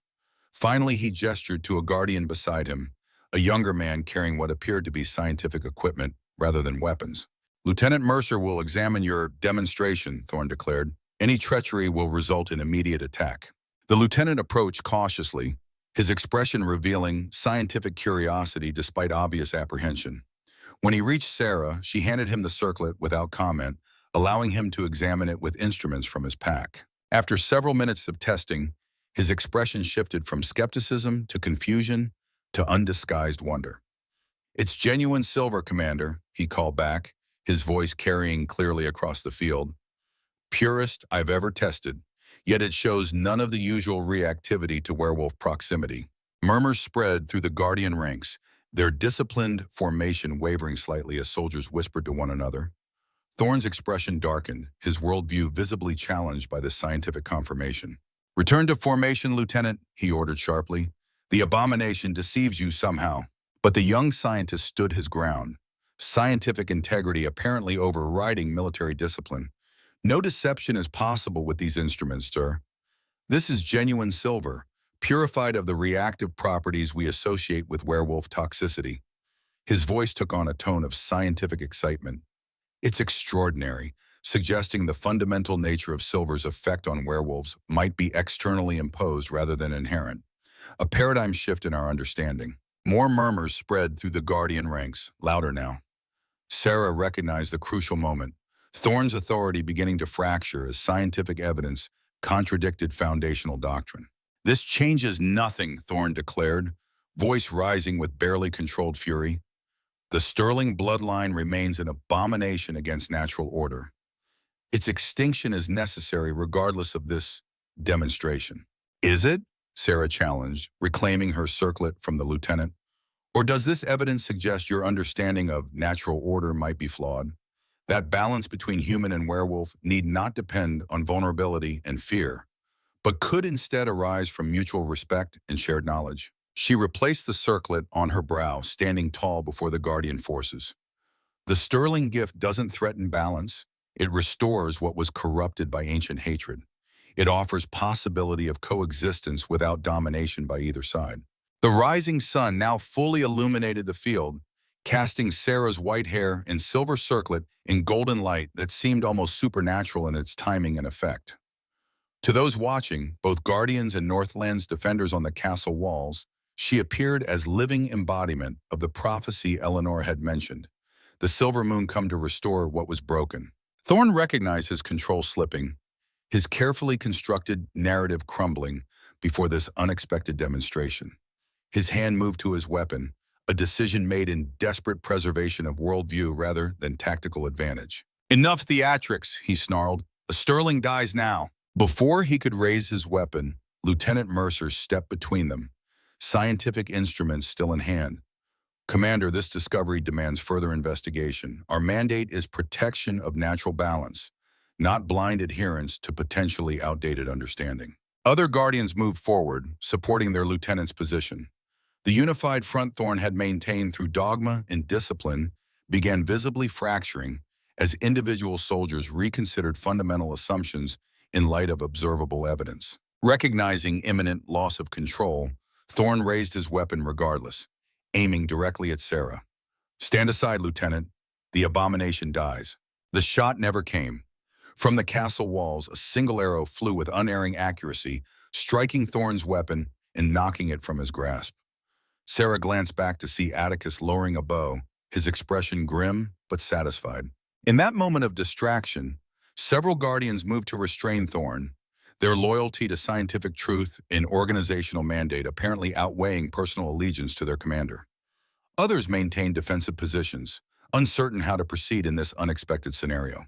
Lieutenant Mercer approached Sarah once more, respect evident in his demeanor despite lingering wariness. "This changes everything," and he stated simply, "our understanding of Silver's properties, of werewolf physiology, of the fundamental relationship between our kinds. It offers possibility," Sarah corrected gently. "Nothing more, nothing less. What you build from that possibility remains to be determined."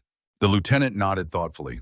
"I request formal scientific dialogue between Guardian researchers and Northlands representatives, including yourself, if willing." Behind him, Thorn struggled against his captors, shouting about betrayal and cosmic disorder. Few seemed to be listening, their attention focused instead on the unprecedented demonstration before them and its implications for centuries of established doctrine. "Northlands would welcome such dialogue," Sarah replied carefully, "though much trust must be rebuilt after generations of conflict." Indeed, the lieutenant glanced back at the disrupted Guardian forces, then to the castle walls where Northland's defenders watched in cautious hope. Perhaps this moment, unexpected as it is, offers beginning of that process. As the sun climbed higher in the morning sky, what had begun as prelude to battle transformed into something unprecedented. Tentative diplomatic exchange between lifelong enemies. Guardian forces withdrew to forest positions but without hostile intent, while Northland's defenders maintained vigilance without aggression. Sarah returned to the castle gates, which opened to admit her back to safety. Atticus waited just inside, tension evident in his powerful frame, despite the apparent de-escalation outside. "You succeeded," he stated simply as she joined him, "against all reasonable expectation." "Not completely," Sarah cautioned. "Thorn's fanaticism represents deeper currents that won't be changed by single demonstration. But perhaps enough minds were open to create space for different approach." Atticus nodded, golden eyes studying her with newfound appreciation. "The Sterling way," he observed, "healing what seemed beyond repair, restoring possibility where none appeared to exist." Together they walked back into the castle, where council members and residents waited anxiously for news. As word spread of what had transpired, of Silver rendered harmless, of Guardian resolve fracturing, of potential dialogue replacing certain battle, expressions of disbelief gave way to cautious hope. Sarah moved through the gathering crowd, conscious of her role in this unexpected moment of transformation. The sterling pendant at her throat seemed to pulse with warmth, as if acknowledging fulfillment of ancient purpose. The silver circlet on her brow caught sunlight streaming through high windows, casting dancing reflections across stone walls. "What happens now?" someone asked from the crowd. "Dialogue," Sarah replied simply. "Difficult, uncertain, and essential." "And if it fails?" another voice questioned. "If Thorn's faction regains control, or other Guardian forces reject this opportunity?" Atticus stepped forward, his presence commanding immediate attention.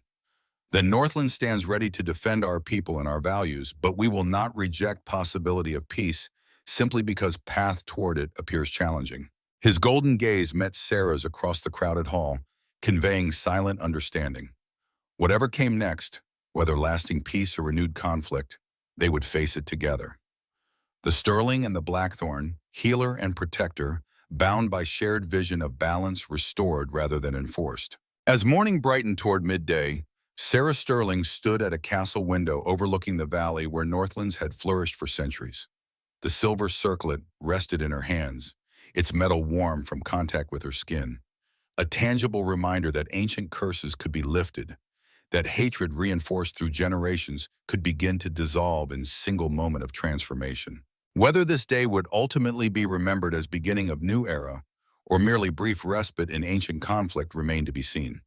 But Sarah had demonstrated the true Sterling legacy, not dominance or advantage, but restoration of possibility long thought lost. Whatever challenges lay ahead, she would face them as her ancestors had intended, as healer rather than weapon, as bridge rather than barrier. The Silver Moon Guardian, last of her line yet perhaps first of new beginning.